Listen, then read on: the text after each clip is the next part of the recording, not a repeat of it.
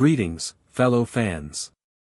You're tuned into Super Harry, presenting to you today, what if Sorting Hat detected 34 loyalty potions in Harry and broadcast Dumbledore illegal experiment live. Show some love by liking and subscribing. Enjoy the story ahead. Chapter 1, The Hat Speaks. The candles in the Great Hall floated exactly as described in no book Harry had ever read, because Harry had never read any books about Hogwarts. He hadn't known Hogwarts existed until 3 weeks ago. He stood in the line of first-years shuffling through the enormous double doors, craning his neck up at the enchanted ceiling, bruised purple and scattered with early stars, and felt something loosen in his chest that had been knotted there since he could remember. It wasn't wonder, exactly. It was more like recognition. Like a door opening onto a room you somehow already knew the shape of. "Stop gawping," muttered the red-haired boy behind him. "Ron something." They'd shared a train compartment, eaten too many chocolate frogs, and talked mostly about Quidditch, which Harry had pretended to know more about than he did. Ron hadn't seemed to notice or care. He talked enough for both of them. "I'm not gawping," Harry said. "Your mouth is open." Harry closed it. The hall stretched enormously ahead of them, for long tables packed with students in black robes, hundreds of faces turning to watch the first-years file in, some curious, some bored, some performing exaggerated horror for their friends' benefit. The teachers sat at a high table at the far end, and Harry scanned them the way he always scanned new rooms, quickly, cataloging exits and faces, a habit the Dursleys had inadvertently trained into him over 11 years of navigating unpredictable moods. He found the headmaster immediately. It was impossible not to. Albus Dumbledore sat at the center of the high table like something carved from the same stone as the castle, white-bearded, half-moon spectacles catching the candlelight, and even from 50 yards away Harry felt the weight of the man's attention settle on him like a warm hand on the shoulder. Harry looked away. A woman with severe black hair and a pointed hat, Professor McGonagall, who had led them in, set a three-legged stool in front of the first-year line and placed a patched, frayed, ancient wizard's hat on top of it. The hat was so old it had gone soft at the brim, and it listed slightly to one side, as though tired. Then it opened a rip near its base like a mouth, and it sang. Harry listened to roughly 30 seconds of the song before his attention drifted, something about houses and courage and cleverness and loyalty, and he spent the rest of it watching the older students. Watching which faces laughed at which parts. Watching Dumbledore, who was watching Harry. The hat finished. The hall applauded. McGonagall produced a long scroll and began calling names alphabetically. A girl named Hannah Abbott went first, sat on the stool, had the hat dropped over her head until it swallowed her entirely, and 30 seconds later heard the hat shout Hufflepuff and shuffled off to a table that cheered. Hermione Granger went not long after, brown bushy hair, bright eyes, practically vibrating with readiness, and the hat barely touched her head before shouting Gryffindor, which seemed to both delight and faintly annoy her, like she'd been hoping to be consulted. The line moved. Harry's heartbeat stayed even. He was good at waiting. "Potter, Harry." The hall went strange. It wasn't quite silence. It was more like the sound getting sucked out of the room, replaced by a collective inhale that traveled from table to table in a wave. Harry walked to the stool feeling 200 pairs of eyes track him with the particular intensity of people looking at something they'd heard about their whole lives. He sat down. He looked straight ahead at no one. McGonagall lowered the Sorting Hat onto his head. It dropped past his ears, past his eyes, down to the bridge of his nose, and the great hall disappeared into musty, wool-smelling darkness. Then something spoke inside his skull, and it wasn't anything like a voice.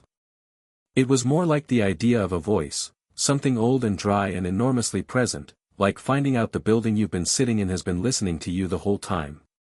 "Well," said the hat. "Well, well, well." Harry waited. "I've sorted 11,412 students," the hat said, and its tone had shifted from the jovial sing-song of its opening performance to something much quieter and much more careful. "In my considerable experience, Mr. Potter, I have never once encountered anything like this."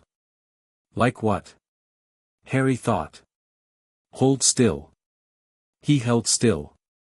He felt something, not unpleasant, exactly, more like a gentle pressure moving through his thoughts the way water moves through a hand, and then the pressure stopped, and the hat went completely quiet for a moment that stretched several seconds longer than any previous sorting had taken.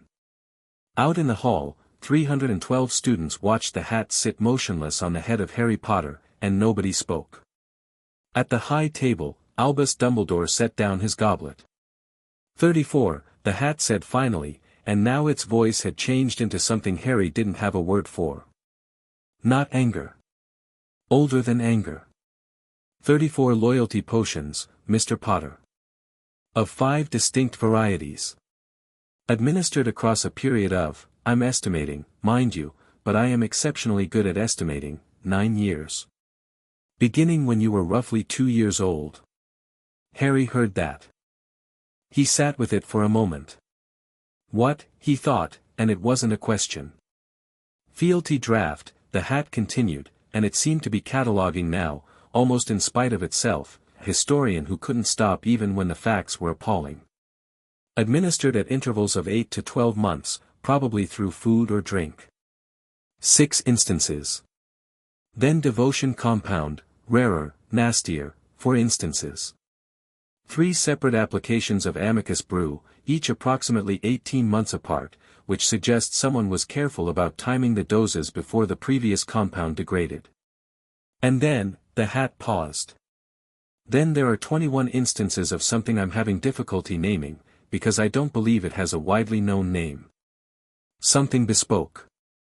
Something specifically designed for a child's developing magical core. The pressure came again, briefly, and then retreated.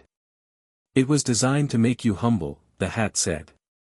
To suppress specific emotional responses, primarily defiance, primarily self-preservation, primarily ambition, and replace them with compliance, gratitude, and a persistent, warm attachment to the people who were managing your life.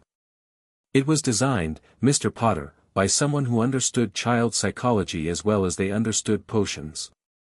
And I'm afraid it's been rather effective. Harry sat very still. The question before me, the hat said, more quietly now, is not which house to sort you into. Your mind, what's left of your unmedicated mind, which is considerable, I want you to know that, belongs in Gryffindor. That part's straightforward. The question before me is what to do about the rest of it. What do you mean, Harry thought. I mean, the hat said, and something in it seemed to brace, the way a person braces before doing something they know will change things, that I have a duty, Mr. Potter. I have been sorting students for 1,000 years. I have never once encountered deliberate chemical manipulation of a child's loyalty architecture. And I have a voice. And this hall is full of witnesses. You don't have to, yes, said the hat, gently but absolutely, I rather think I do. And then it spoke aloud. Not in the thin shout it used to announce house placements. It spoke in a voice that filled the great hall the way thunder fills an open field, not loud so much as everywhere, resonating off stone walls and floating candles and vaulted ceiling, the voice of something that had been listening to human secrets for 10 centuries and had decided, at last, that one of them needed to stop being a secret. Harry James Potter, the sorting hat said, and every head in the hall snapped toward it, carrying 34 loyalty potions. The silence that followed was so total Harry could hear the candles. 5 distinct compounds, administered across 9 years, beginning at age 2. Several of bespoke design, created specifically for a developing magical core. The hat's voice filled every corner. The intent was to suppress defiance, suppress self-preservation, and manufacture loyalty and gratitude in a child who had no means of consenting to or resisting chemical alteration. I am the sorting hat. I have seen 11,000 souls. This is the worst thing I have ever encountered. And then, because it had said what it needed to say, the hat added, in a voice considerably more conversational, Gryffindor. The stool tipped over. Harry caught it before it hit the floor, a reflex, nothing intentional, and set it upright and stood up and lifted the sorting hat off his own head and placed it carefully back on the stool and looked out at the great hall. 312 students stared at him. A significant portion of them had their mouths open. Several first years near the front of the line had gone white. The girl, Hermione Granger, had a hand pressed flat to her sternum like she was checking her own heartbeat. Harry looked at the high table. Dumbledore hadn't moved. He was sitting exactly as he had been, goblet in hand, half-moon spectacles catching the light, expression utterly composed. But his eyes, and Harry was looking very carefully now, with eyes that perhaps were seeing clearly for one of the first times in his life, his eyes were doing a rapid calculation. The sort of calculation a chess player does when 3 moves go wrong simultaneously. Harry held his gaze for exactly 3 seconds. Then he walked to the Gryffindor table. He sat down. He folded his hands on the table in front of him. He waited. Everyone kept staring. Could someone pass the pumpkin juice? Harry said. Nobody moved. The juice, Harry said. On the right. The big jug. A shell-shocked third year sitting across from him passed it automatically, the way you do when someone asks normally enough that your hands respond before your brain does. Harry poured himself a glass. He drank it.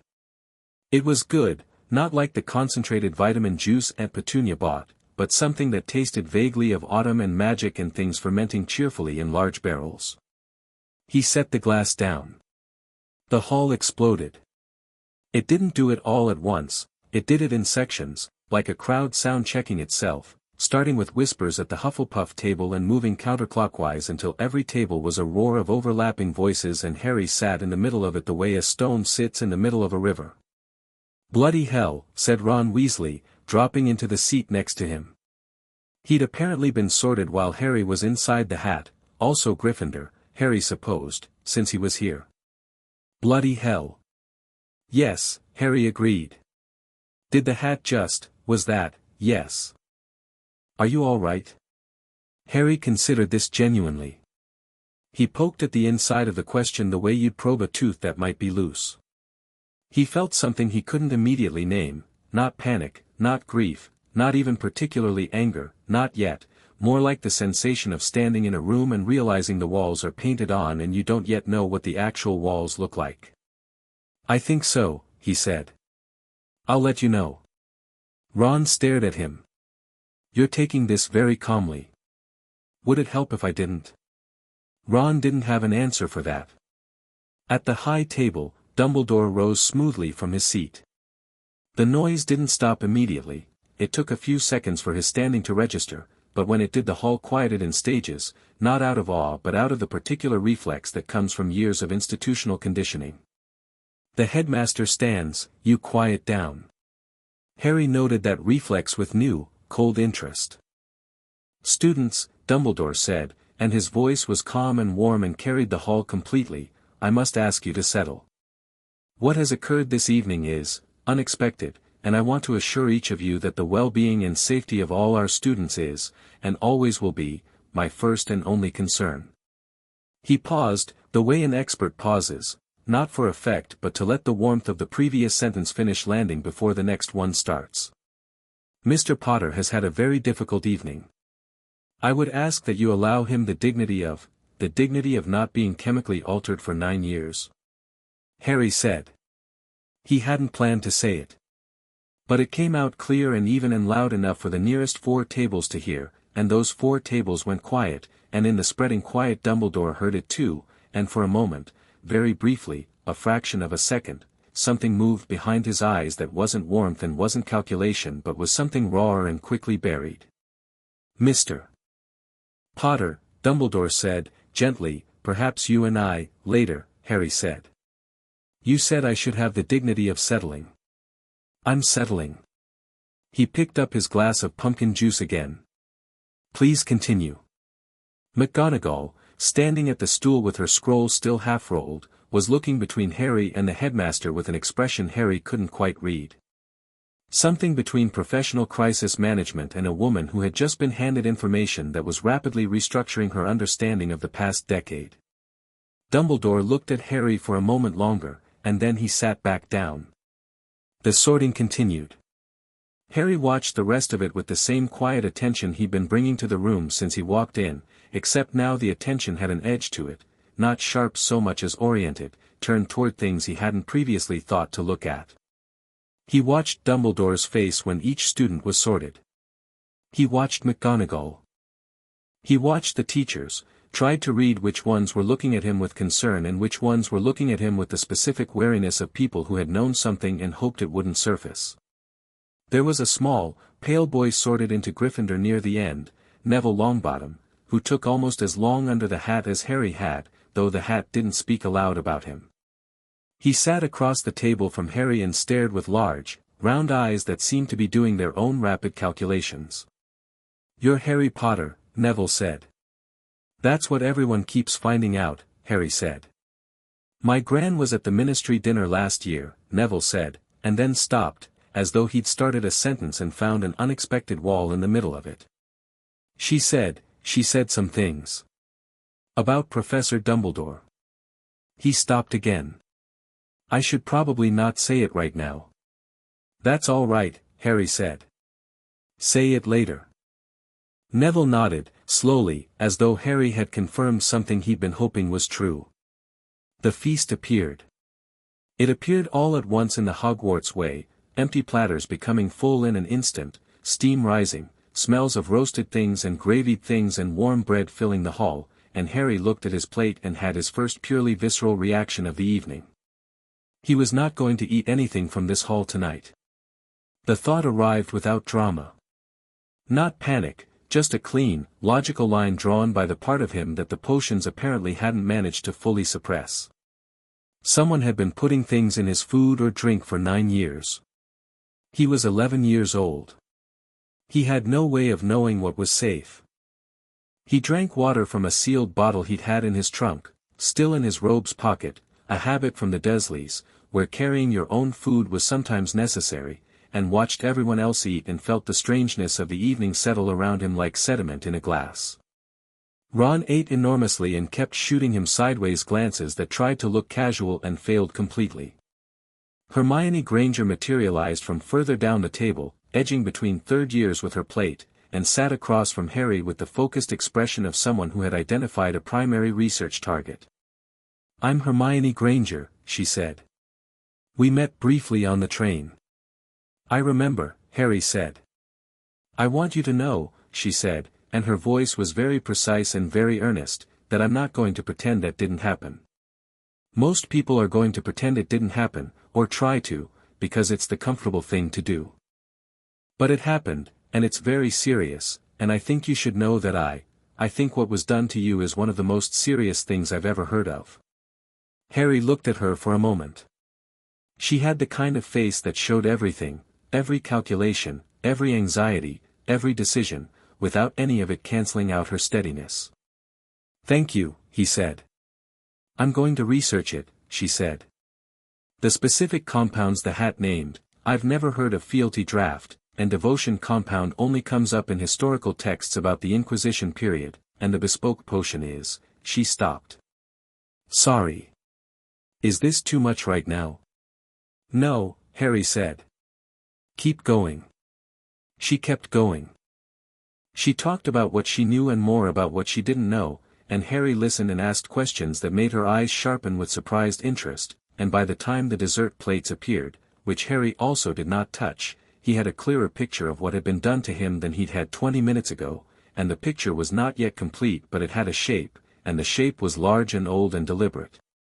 Across the hall, he caught Dumbledore looking at him. The headmaster smiled, warm, paternal, the smile of a man who loved a child and was worried about them.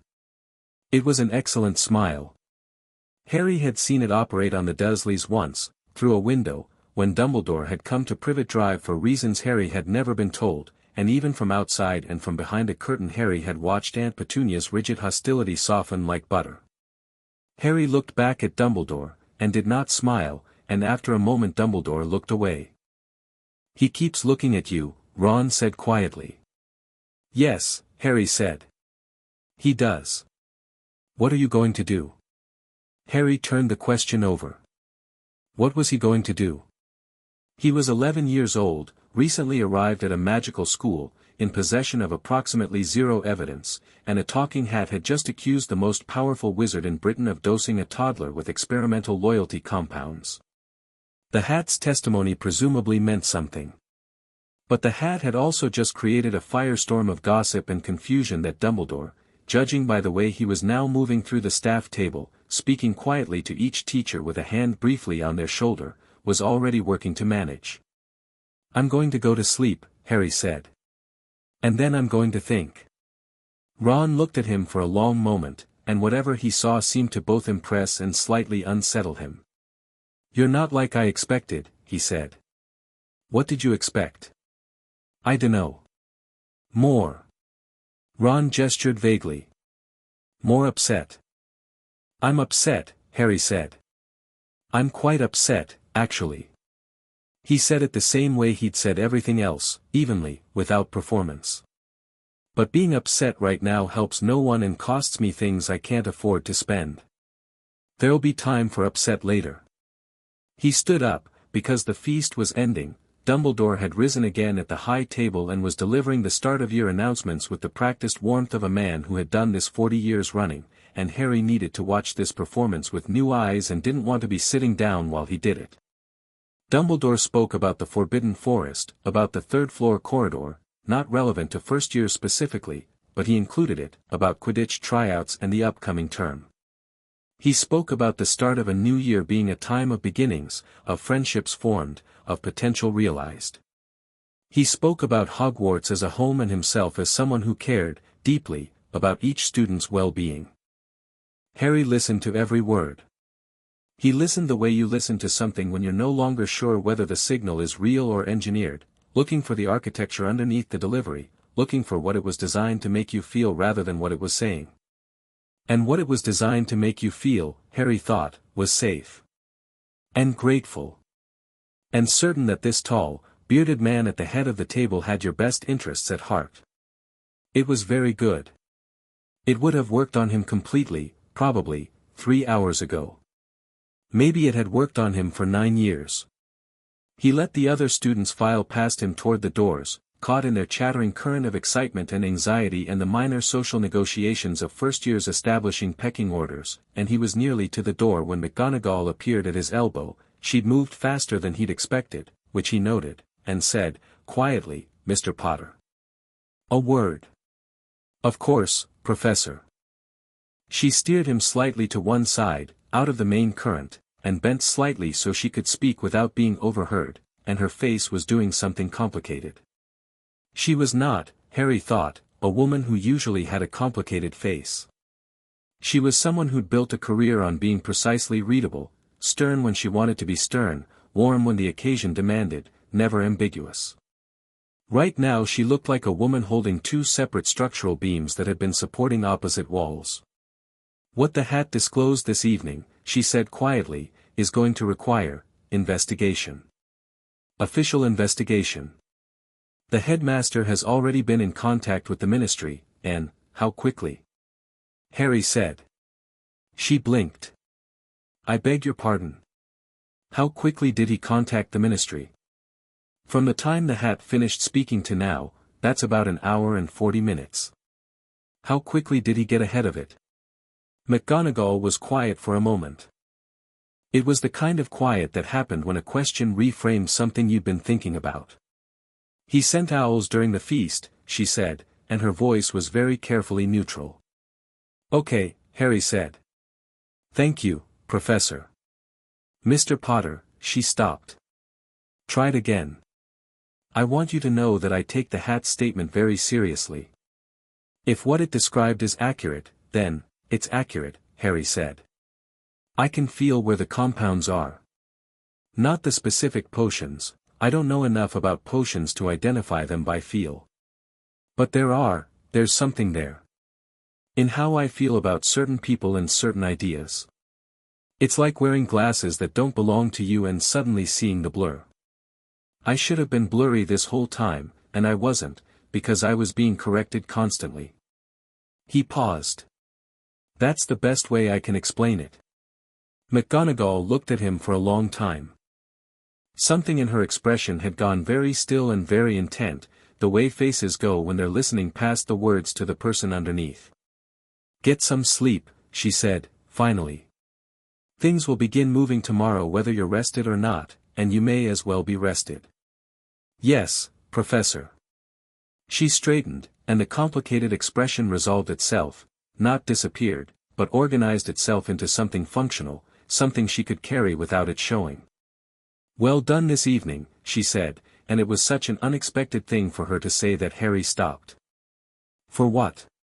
"For not falling apart," she said briskly, as if this were a perfectly ordinary thing to remark on, and walked back toward the high table. Harry went to find the dormitory. The other Gryffindor first years had been shepherded up by a prefect, Percy Weasley, Ron's older brother, who had very pointedly not made eye contact with Harry during the feast, and the common room was warm and red and circular and smelled like wood smoke and old books. A portrait of a fat lady in pink had admitted them. Gryffindor Tower was up more staircases than seemed architecturally reasonable. Harry stood in the circular common room for a moment while the others filtered past him toward the dormitory stairs, and he looked at the fire. It was the kind of fire that snapped and threw good light and was clearly sustained by something other than just logs, because no ordinary fire looked quite that specific shade of orange. He'd been here 20 minutes and already the castle felt more like home than Privet Drive had in 11 years. He thought about that. He thought about what the hat had said, that the potions made him feel warm attachment to the people managing his life. He stood there and tried to interrogate the feeling, tried to find its roots, tried to determine if the home feeling was his or manufactured. He couldn't tell yet. He didn't know himself well enough yet to know which feelings were his. That was perhaps the most disorienting thing about the evening, not that feelings had been placed inside him, but that he now had to audit every feeling he'd ever had with the awareness that some of them might be furniture someone else had arranged. It was like being handed a house and told that some of the rooms were load-bearing and some of them were stage sets, but not being told which. Ron came up beside him and stood staring at the fire. "Percy said I should stay away from you," Ron said. "Did he?" "Said it'd be complicated and you'd bring trouble and better to make other friends this year." He paused. "Percy's a prefect and he thinks that makes him very important." "What did you say?" "I said he could get stuffed." Ron shrugged, as though this had been a very minor decision. "I like you. You're strange, but I like you." Harry looked at him. Thought about what the hat had said. Thought about Ron's family being among the people who'd been managing his life. He didn't know yet whether Ron knew anything. Probably he didn't. Ron was 11, and nobody handed this kind of information to 11-year-olds. But the Weasley family had been part of his world in a specific way, and when the morning came and the investigation began and things became clear, Harry would need to know where Ron stood. "Good," Harry said. "I like you too. Go to bed, Ron." Ron went. Harry stayed at the fire a few more minutes. At the bottom of the castle, in his circular office behind the stone gargoyle, Albus Dumbledore was writing 3 letters simultaneously with 3 different quills, each to a different contact, and all 3 letters were calm and measured and framed what had happened this evening as a misunderstanding, a sensitive matter requiring delicate handling, a question of a traumatized boy's well-being. Harry didn't know this yet. But he had already started learning to think about what Dumbledore was doing in the moments Harry couldn't observe him, which was a different kind of thinking than he'd ever needed before. It was the thinking of someone who understood that they were in a game and had decided to take it seriously. He went to bed. He did not drink the water from the jug by the bedside. He lay on his back in the dark with the curtains open around his 4-poster and listened to the other boys settle into sleep, Ron's breathing going slow and even, someone else snuffling, the castle shifting and creaking around them like a living thing, and he thought about 34 potions. 34. 9 years. Starting at 2 years old. He thought about who, at 2 years old, he'd been in daily contact with. Not the Dursleys, they'd never shown any interest in managing his emotional state beyond keeping it miserable. Someone who had access. Someone who knew what they were doing. Someone who had, over 9 years, carefully maintained a dosing schedule, updated the compounds as his magical core developed, and designed at least one potion specifically for him. The scale of it required resources. It required access. It required someone who had been thinking about Harry Potter for 9 years with the kind of systematic patience that most people reserved for major projects. He stared at the canopy of his 4-poster bed in the dark of Gryffindor Tower. 34, the hat had said. The worst thing I have ever encountered. Outside the castle windows, owls were moving in the dark, a dozen of them, maybe more, winging away from the Ollery toward London with urgent messages in their talons. Dumbledore's 3 letters. And perhaps others. The night was full of messages Harry would never read, decisions being made in rooms he wasn't in, wheels being set in motion by people who had a 9-year head start. Harry closed his eyes. He was 11 years old. He'd been chemically managed since he was 2. He'd just arrived at a school where the most powerful wizard in the country was the headmaster, and that man had just watched his careful 9-year project get broadcast to 300 students simultaneously. By the morning, those students would have owled their parents. Their parents would owl their friends. The prophet would have it by breakfast. The ministry would be in a meeting by 9. Harry smiled at the canopy of his 4-poster. Let them run, he thought. They've been ahead of me for 9 years. Let's see what I can do with one night. He was asleep in 4 minutes. Chapter 2, the morning after Harry woke at 5:15 because he always woke at 5:15. The Dursleys had needed breakfast by 6, and the body remembers what the mind would rather forget. He lay still for 30 seconds in the unfamiliar dark, taking inventory, stone ceiling, red curtains, the sound of 5 other boys breathing, and then he sat up and reached for his glasses. The dormitory was dark and quiet.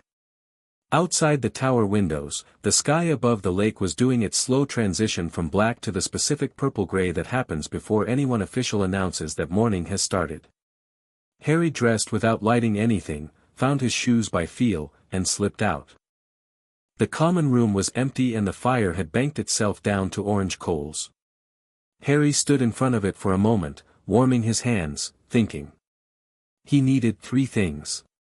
Information, specifically about what the Ministry's process was for investigating potions-based magical crimes. Time, specifically enough of it to understand the landscape before Dumbledore started reshaping it. And an ally who was good at research, who had no prior connection to him, and who'd shown last night that she wasn't going to pretend the problem didn't exist. He waited. At 5:45, footsteps came down the girls' dormitory stairs, brisk, purposeful footsteps, the footsteps of someone who had also made a decision the night before. Hermione Granger appeared in the common room with her hair in a rough knot, a book under each arm, and the alert expression of someone who hadn't entirely slept. She stopped when she saw him. Then she said, "I thought you'd be up." "I thought you'd be up," Harry said. She crossed to the table nearest the fire and opened both books simultaneously, which was a neat trick. Harry sat across from her. "Right," she said. "I went through my books last night before I slept and I found Fealty Draft in Advanced Potion Making, which is a 6th-year text I brought because I like to be prepared, and I found Devotion Compound in Dark Arts Through the Ages, a judicial history, which I found in a charity shop in Charing Cross Road in July. Neither of them are good reading." She turned Advanced Potion Making around so Harry could see a page. Fealty Draft. Class B non-tradable substance. Brewing requires ministry registration. Administration without consent is a criminal offense under the Magical Amendments Act of 1954, and without consent to a minor it's a separate charge with a separate sentencing bracket. Harry read the entry. Short, clinical, exactly what you'd find in a potions textbook, formula, effect, classification. The effect column said, produces in the recipient a persistent sense of warm regard, trust, and loyalty toward designated individuals or institutions, suppresses adversarial impulses, reduces critical evaluation of authority figures. It listed a note at the bottom, long-term repeated dosing may produce permanent alteration of baseline emotional response. Research on permanent effects is limited, as voluntary long-term studies have not been conducted. Permanent, Harry said. Maybe. Hermione's voice was carefully steady. It says research is limited. That means nobody knows for certain. It could fade when the potion's no longer being administered, or it could be, she stopped. Or it could be load-bearing, Harry said, remembering his thought from last night, and Hermione looked at him sharply. Yes, she said. Exactly that. What about the bespoke one? The 21 doses. She bit her lip. That one I can't find. And I looked at everything I brought that had anything to do with experimental compulsion brews, and there's nothing that matches what the hat described. Someone designed it privately. Which means someone had the skill to design an original potion and the knowledge to specifically target a developing magical core. That's, she paused, clearly choosing her words, that's not a casual thing. That's advanced. That's mastery level advanced, possibly beyond. Dumbledore holds 17 masteries, Harry said. The fire popped. Hermione looked at him across the table with an expression that was trying very hard to be objective and not entirely succeeding. The hat said the doses started at age 2, she said quietly. You were placed with the Dursleys at 15 months. Which means whoever administered them had access to you at Privet Drive, or had someone who did. Or arranged for the doses to be delivered remotely, Harry said. Through food delivery, or potions added to household supplies, or, I don't know enough about how potions work yet to know every method. He looked at the fire. Yet. I'll teach you, Hermione said immediately, and then looked slightly surprised at herself, as though the offer had come out before she'd vetted it. I mean, if you want. Potions is my best subject, and if you're going to understand what was done to you, you'll need, yes, Harry said. Thank you. They worked in silence for another 20 minutes, Hermione reading and occasionally turning pages around for Harry to look at, Harry reading quickly and asking questions that were so specific they kept catching her slightly off guard. At one point she looked up mid-explanation and said, How are you doing this? Doing what? Reading that fast and retaining it. That entry is 6 pages and you've been through it in 4 minutes. Harry shrugged. I've always read fast. Uncle Vernon didn't let me keep books so I had to read them at the school library and put them back before he picked me up. He said it with no particular emphasis. It was just a fact, a structural feature of his childhood, no different than saying I grew up in Surrey.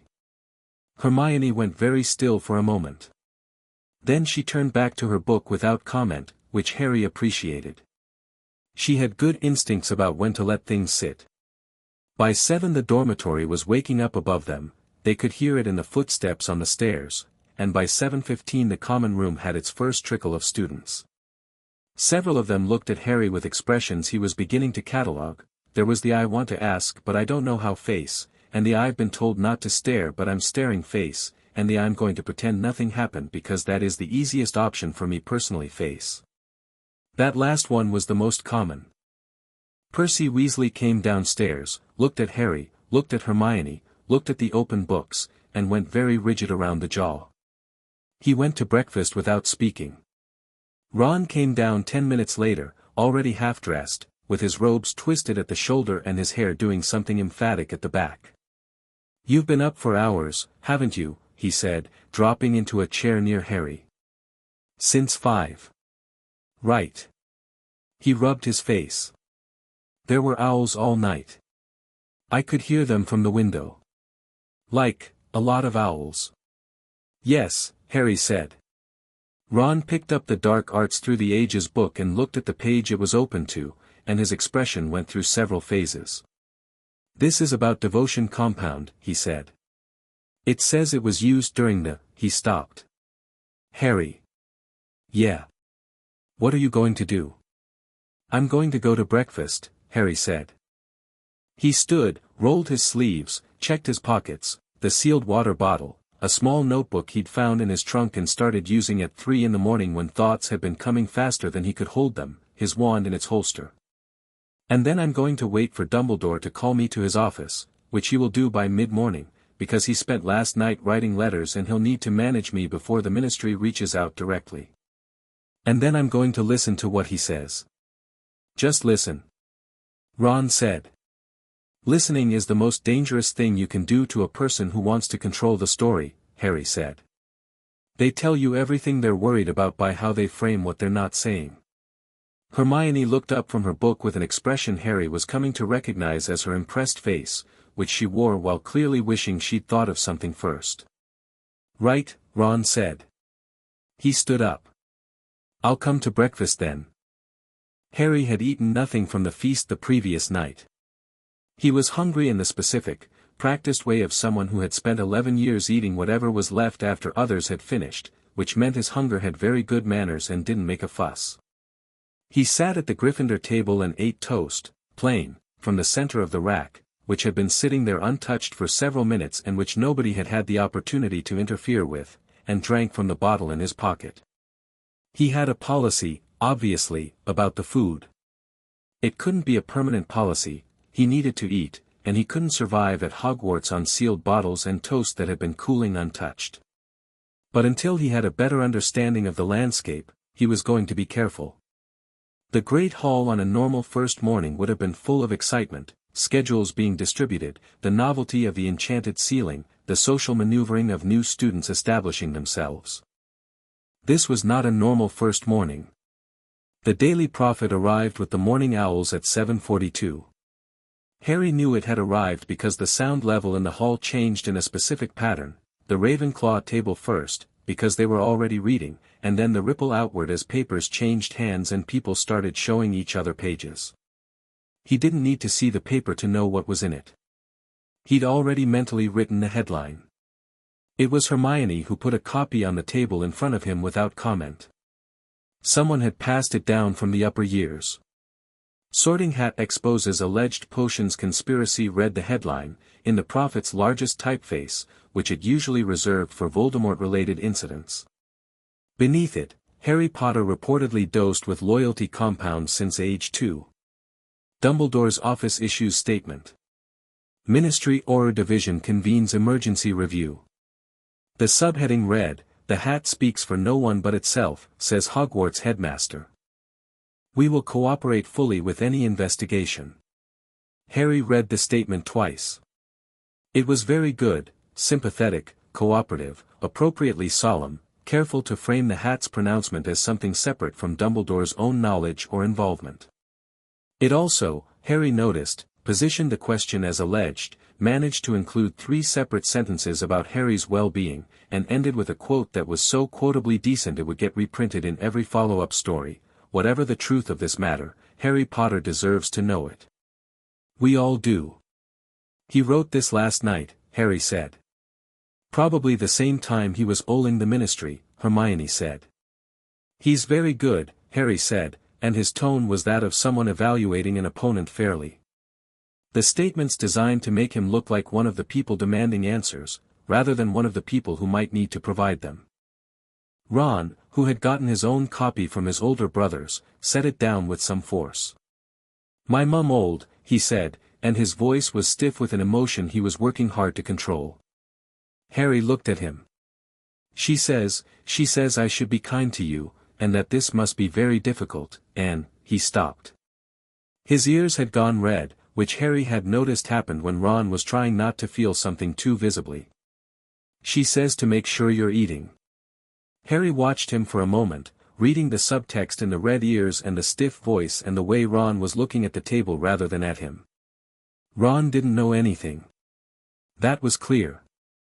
Ron was 11 years old and had genuinely liked Harry on a train yesterday because they both liked Quidditch and chocolate frogs, and now Ron was sitting in the blast radius of something he hadn't caused and didn't understand, and his mother had old specific instructions about Harry's eating habits, and something about that had made Ron feel something he didn't know how to name yet.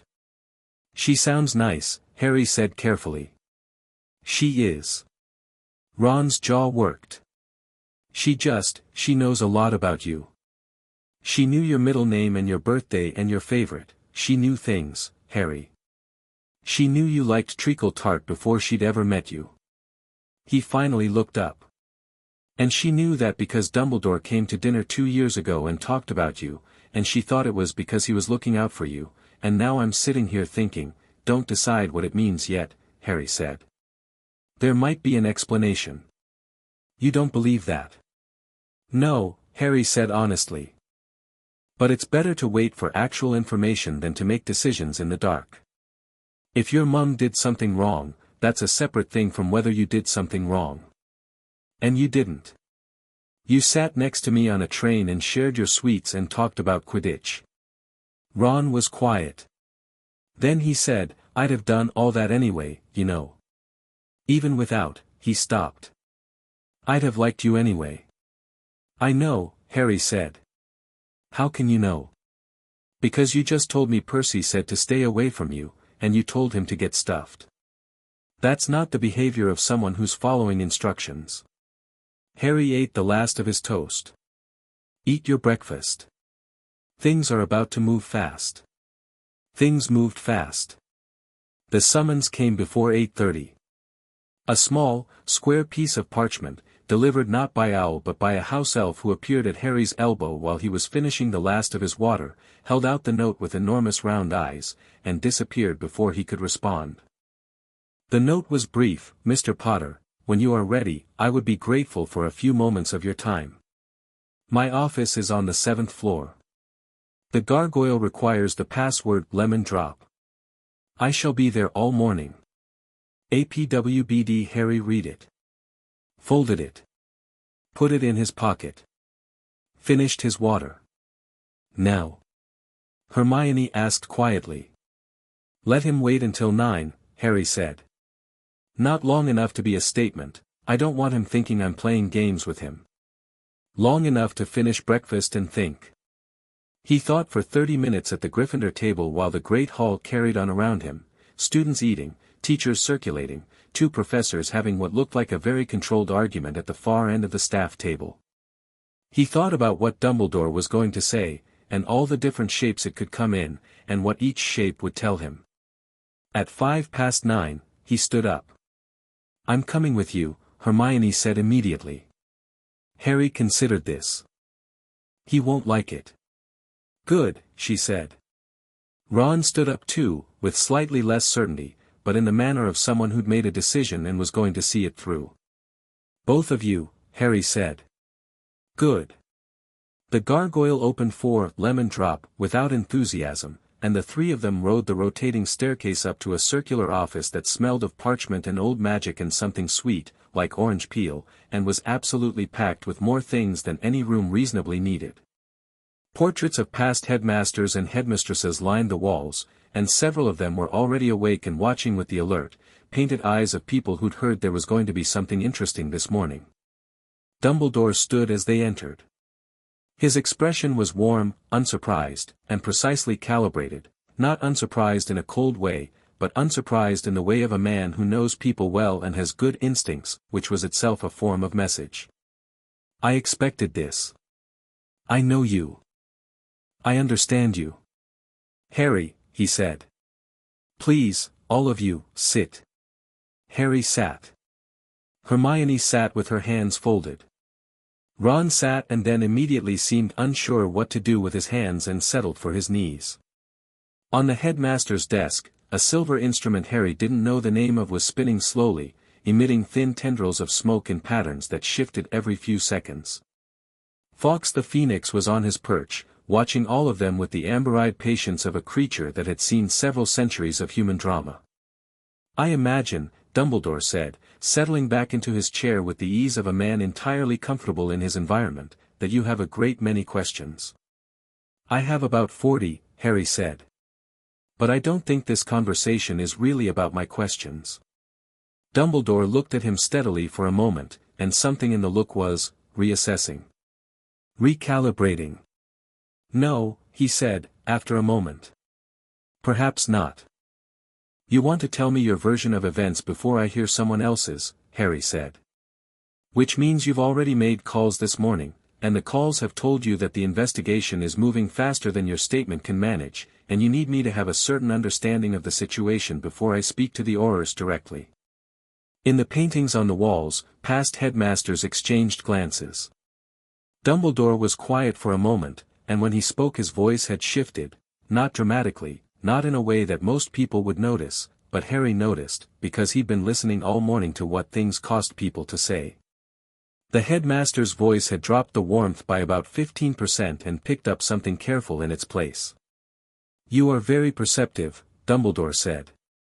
"Thank you," Harry said, in a tone that didn't accept it as a compliment. "Harry."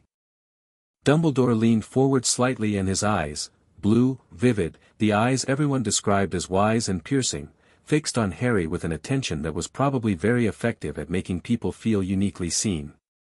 "I want to explain some things to you, and I ask only that you listen before you draw conclusions. Will you do that?" "I'm excellent at listening," Harry said. "Go ahead." Dumbledore spoke for 22 minutes. Harry kept rough time from the clock behind the desk. He spoke about Voldemort, about the prophecy, about the threat that had not ended but merely paused, about the reality that Harry was a target and always would be, about the particular vulnerability of a child who was also the subject of a prophecy the Dark Lord knew about. He spoke about the Dursleys' home as a place of blood protection, ancient and powerful, a charm laid by Lily Potter's sacrifice that required Harry to live with her family to maintain its potency. He spoke about the wizarding world's grief and its tendency to look at Harry as a symbol rather than a child, and his own fear of what that pressure might do to a boy growing up. He spoke about the potions last. He said the potions rather than naming them individually, which Harry noticed. He called them a precautionary measure, a phrase he chose carefully, because precaution implies threat management rather than control, implies protecting rather than shaping. He said they had been administered in the lowest possible doses, which was the kind of thing you said when you knew the doses were indefensible but wanted to preemptively establish a scale. He said they had been designed to ensure Harry's emotional development was not derailed by the extraordinary pressure of his circumstances. He said all of this in the voice of a man who genuinely, deeply believed he had done the right thing. And that, Harry thought, was perhaps the most important piece of information in the room. Because Dumbledore wasn't lying. Or not entirely. He had arranged the potions, he was admitting that in the careful language of a man who knew he was going to have to admit it eventually and was choosing the framing, but the belief behind it was real. He looked at Harry with the eyes of someone who had done a terrible thing and told himself a story about it for 9 years until the story had become his truth. Harry let him finish. "That's very clear," Harry said, when the last of it had settled. "Thank you." Dumbledore waited. "I have a question," Harry said. "One question?" "Of course. Did you consider asking the Dursleys if they'd consent on my behalf? Or asking the Wizengamot to appoint a magical guardian who could give consent? Or any form of consent? From anyone?" Silence. "Because the legal framework exists," Harry said. "Hermione found it last night.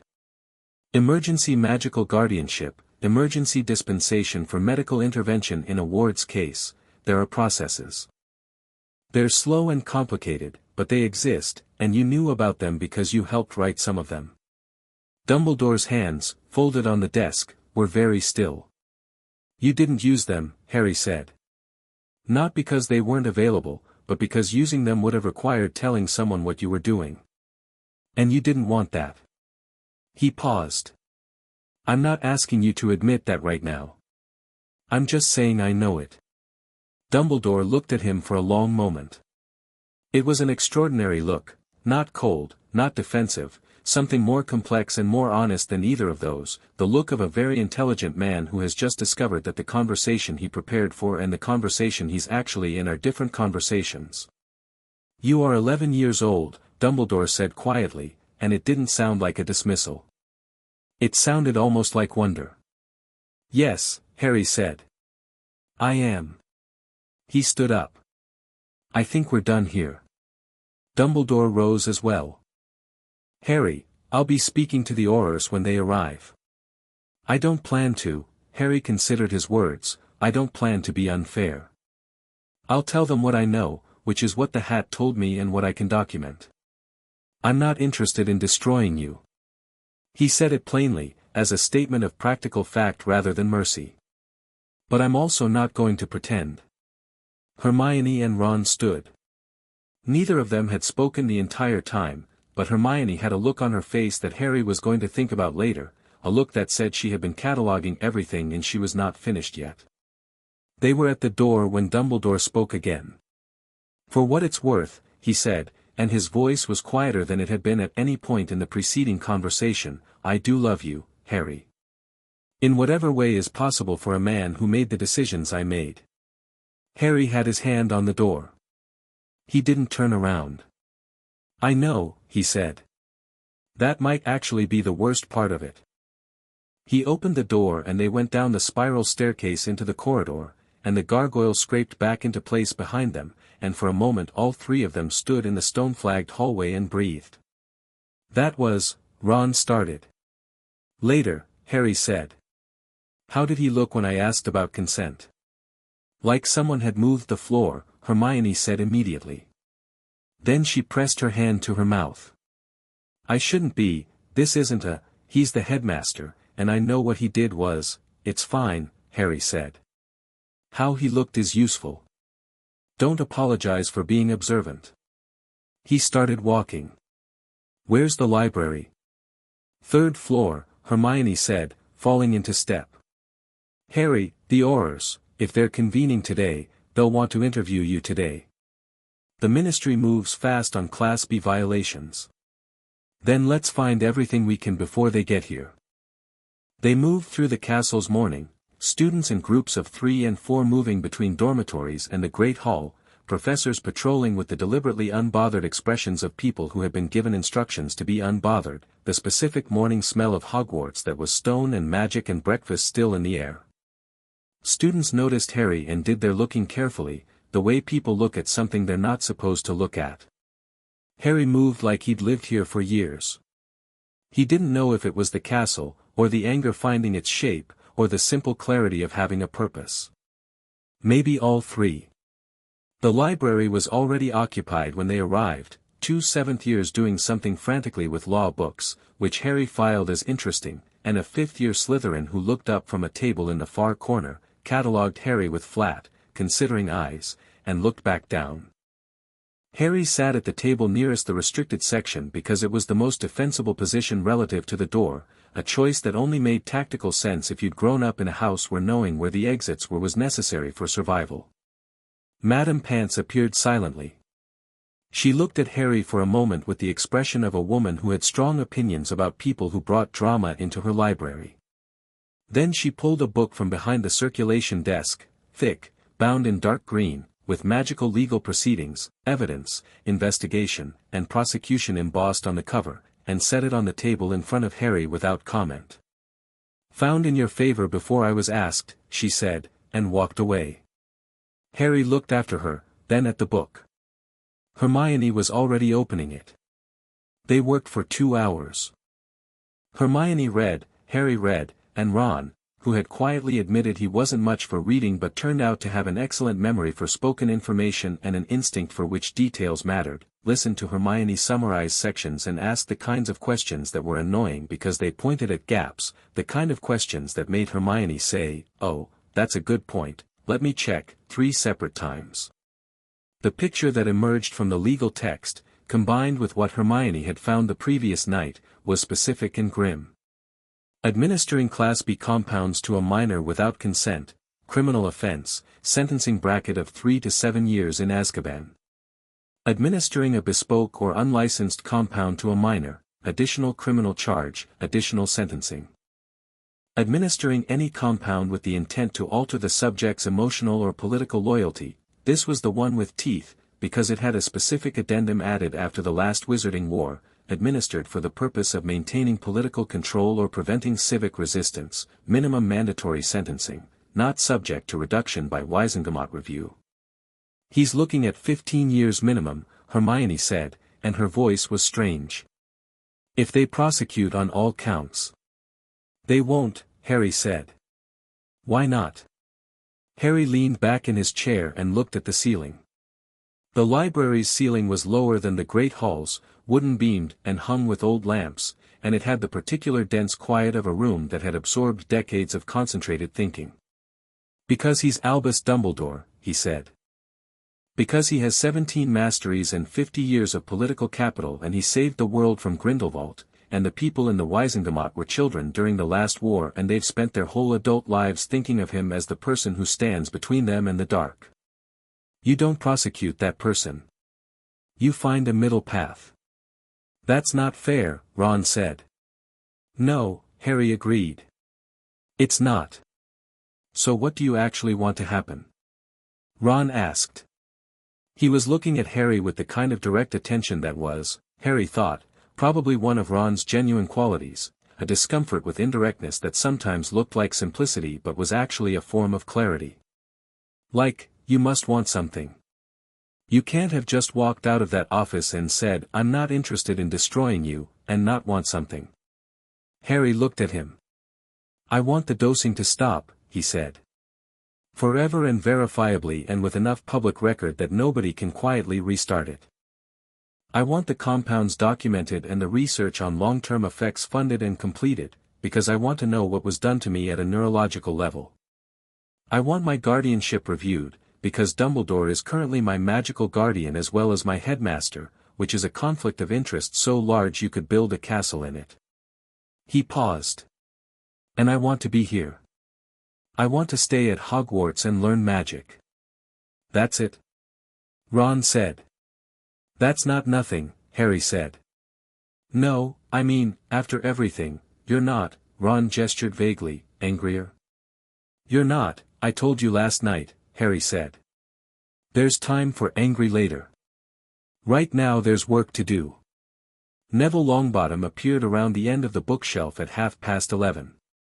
He did it with the careful deliberateness of someone who had been working up to something and had finally committed, and he was carrying a book he clearly hadn't taken from this shelf and had probably been holding since before he found them. He sat down across from Harry without being invited. "Your Gran," Harry said. "The Ministry dinner." "She didn't say everything," Neville said. "Not in public. But she told me things at home." He set the book on the table. It was old, personally owned, his name was written inside the front cover in the large, carefully formed writing of a child just learning letters.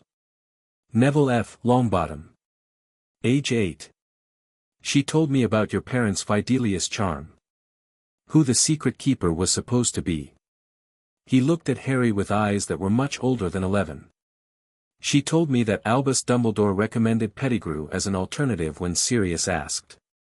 And she told me that when Pettigrew was blamed for the betrayal, she asked Dumbledore directly whether he'd known about the switch, and he told her he hadn't. The library was very quiet. But she didn't believe him, Neville said. She's been watching him since.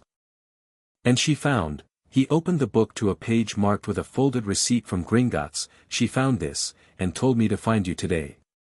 It was a copy of a financial disclosure, the kind that Gringotts produced annually for any account with external parties drawing on it.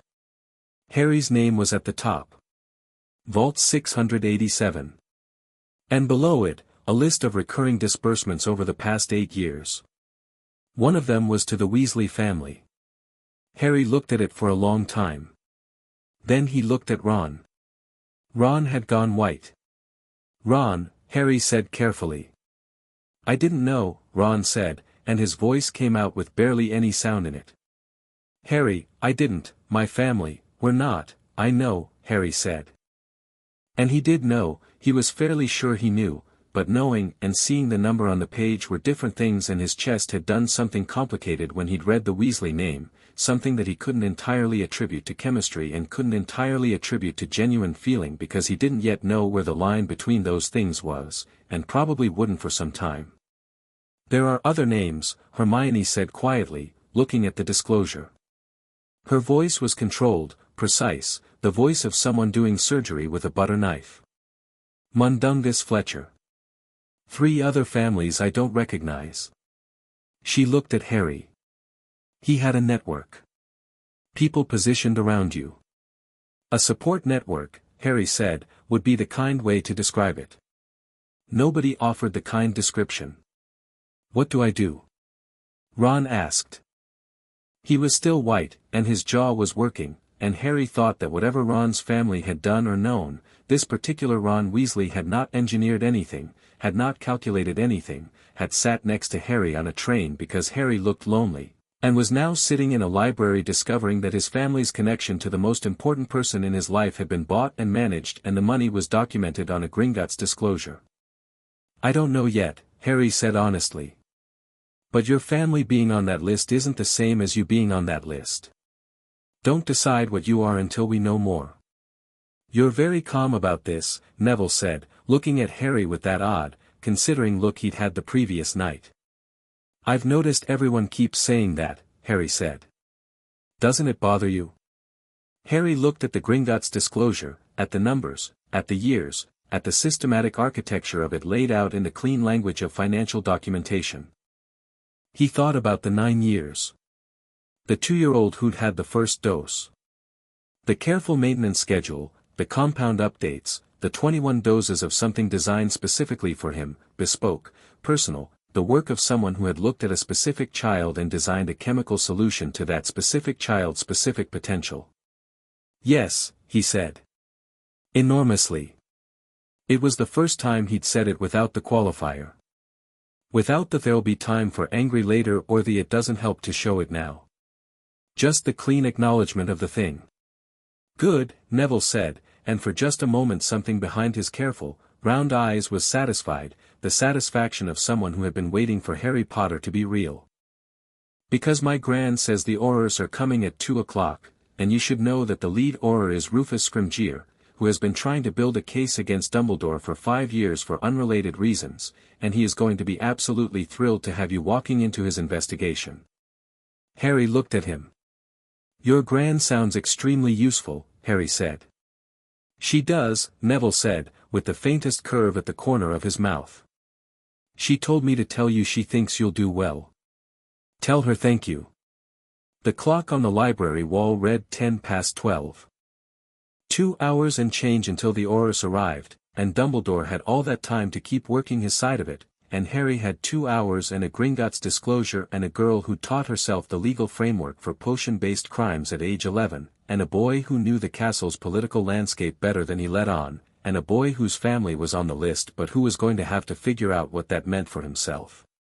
He had worse odds before. Actually, he hadn't, he'd never had any odds before, he'd spent his whole life being managed rather than playing. But the odds felt manageable, and the work felt clean, and he was 11 years old and somebody had spent 9 years deciding what he should feel and be and want, and they were going to find out what he felt and was and wanted without the chemical assistance. 2 hours, Harry said. Let's use them.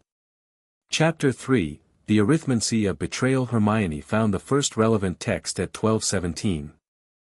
She'd been working through magical legal proceedings with the focused velocity of someone for whom reading was less like processing words and more like breathing, and she surfaced from a section on evidentiary standards with the expression she wore when something had confirmed a suspicion she'd been quietly building for an hour. "The Hat statement is legally admissible," she said. Harry looked up from the Gringotts disclosure, which he'd been studying with the quiet intensity of someone memorizing a map. "Explain." "The Sorting Hat is classified as a sentient magical artifact under the Being and Artifact Codification Act of 1782, she said, turning the book around so he could see the page. "Which means its statements, made in a public forum, have the same evidentiary standing as sworn witness testimony. It can't be cross-examined, but it can't be dismissed either." She tapped the relevant passage. "And because it made the statement in front of 300 witnesses, it's already a matter of public record. They can't suppress it." "Can they discredit it?" Neville asked. "They'd have to argue that a 1,000-year-old artifact with an unblemished record of accurate assessment suddenly had a malfunction at the exact moment it encountered Harry Potter." She closed the book with a precise snap. "Which would require them to explain the mechanism of that malfunction in front of a Wizengamot that is already reading the morning papers." "And the papers are already running it," Ron said. He'd spent the last hour doing the one thing he was genuinely good at in this context, which was quietly obtaining information through the social network he'd built in 12 hours at Hogwarts. Ron Weasley was someone people talked to. He had an approachable face and an easy manner and a talent for being exactly unintimidating enough that people said things near him they wouldn't say in front of witnesses they considered significant. I talked to a fourth-year Ravenclaw who has a radio in her dormitory. The Wisengamot called an emergency session this morning. Fudge is already making statements. What kind of statements? Harry asked. The kind where he says everything is being taken very seriously and the Ministry's first concern is always the safety of magical children and nobody should worry. Ron's tone made his opinion of these statements clear. Fred and George say that when Fudge talks like that it means he's already panicking. Fred and George know Fudge's speech patterns. Fred and George know everything. It's extremely annoying. He paused. They told me this morning. They want to talk to you. Harry filed that. Later. What else? The Prophet is running a follow-up edition at 2. Someone at the Ministry leaked that the Aurors are coming to Hogwarts today, so the photographers will be outside the gates by 1:30. He looked at Harry with a directness that was becoming familiar. You're going to be photographed coming or going from that interview, whether you want to be or not. That's fine, Harry said. Ron blinked. You're not bothered? No. Harry leaned back in his chair. If I'm photographed coming out of an Auror interview, the story is Harry Potter cooperates with investigation. That's a story I want running. If Dumbledore is photographed, and he will be, because photographers don't show up for one subject, the story is Headmaster questioned, which is a story that does work without me having to do anything. You want your picture in the paper, Hermione said, with the tone of someone recalculating. I want my picture in the paper looking like exactly what I am, Harry said. An 11-year-old boy who went to school and answered questions honestly. That's not manipulation. That's just, he paused, being visible. Hermione looked at him for a moment with an expression he was beginning to understand meant she was updating her model of him. She did this every few hours. He found it oddly encouraging, the sense that he was someone whose shape was still being discovered. Right, she said. Then we should talk about what you actually say. Not scripting it, I don't think scripting is the right approach. But you should know what they can legally ask and what you don't have to answer. Tell me. She told him. For 40 minutes she walked him through the relevant sections, the rights of a minor witness in a criminal investigation, the questions an Auror could compel answers to and the questions that required a magical guardian's consent, the specific trap in the consent question given that Dumbledore was currently his magical guardian. Harry listened and asked questions and occasionally stopped her to back up and re-examine a specific point. At one point she said, "You have a conflict of interest in the guardianship question, but so does the Ministry, because if they remove Dumbledore as guardian they have to appoint someone, and under emergency guardianship protocols the most senior available magical relative takes precedence over Ministry appointment." Harry went still. "I have a relative," he said. Hermione looked up. Her expression shifted immediately into the particular careful neutrality of someone who has just realized they've said something with implications they haven't fully mapped. I'm not sure. Technically the protocol covers any blood relative with magical standing, and I know your mother had a sister, but she's Muggle, Harry said. Yes. But my father's family, he stopped. He genuinely didn't know. Nobody had ever told him anything about his father's family. The Dursleys had said there was no one, had always said it, but the Dursleys had also never mentioned that magic existed, and the Dursleys' account of his family history had turned out to be a building constructed entirely from convenient fictions. I'll research it, Hermione said immediately. I know someone who might know, Neville said. Everyone looked at him. Sirius Black, he said. He's James Potter's godfather. And according to my gran, he's been in Azkaban for 10 years for the Pettigrew betrayal, but my gran doesn't think he did it. He said it evenly, as a statement of his grandmother's position on a matter she'd been clear about, but the implications moved through the table like a stone through still water. Harry sat with that for a moment. His father's best friend. His godfather. In Azkaban for 10 years. One thing at a time, he said. Obviously, Neville agreed. But it's there. Harry looked at the clock. 1:15. 45 minutes. He stood up, gathered the Gringotts disclosure. Neville handed it to him without being asked, having clearly anticipated this, and his notebook and his water bottle. Hermione. What's the most important thing I need to remember going into this? She thought for precisely 3 seconds.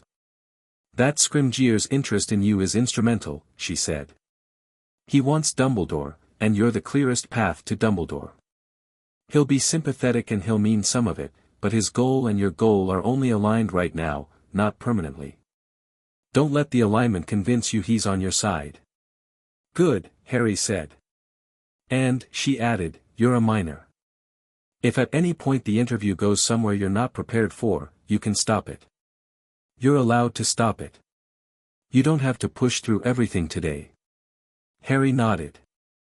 He looked around the table, Hermione with her books, Ron still holding his copy of the Morning Prophet with the headline facing down on the table, Neville with his grandmother's old Gringotts disclosure and his careful eyes.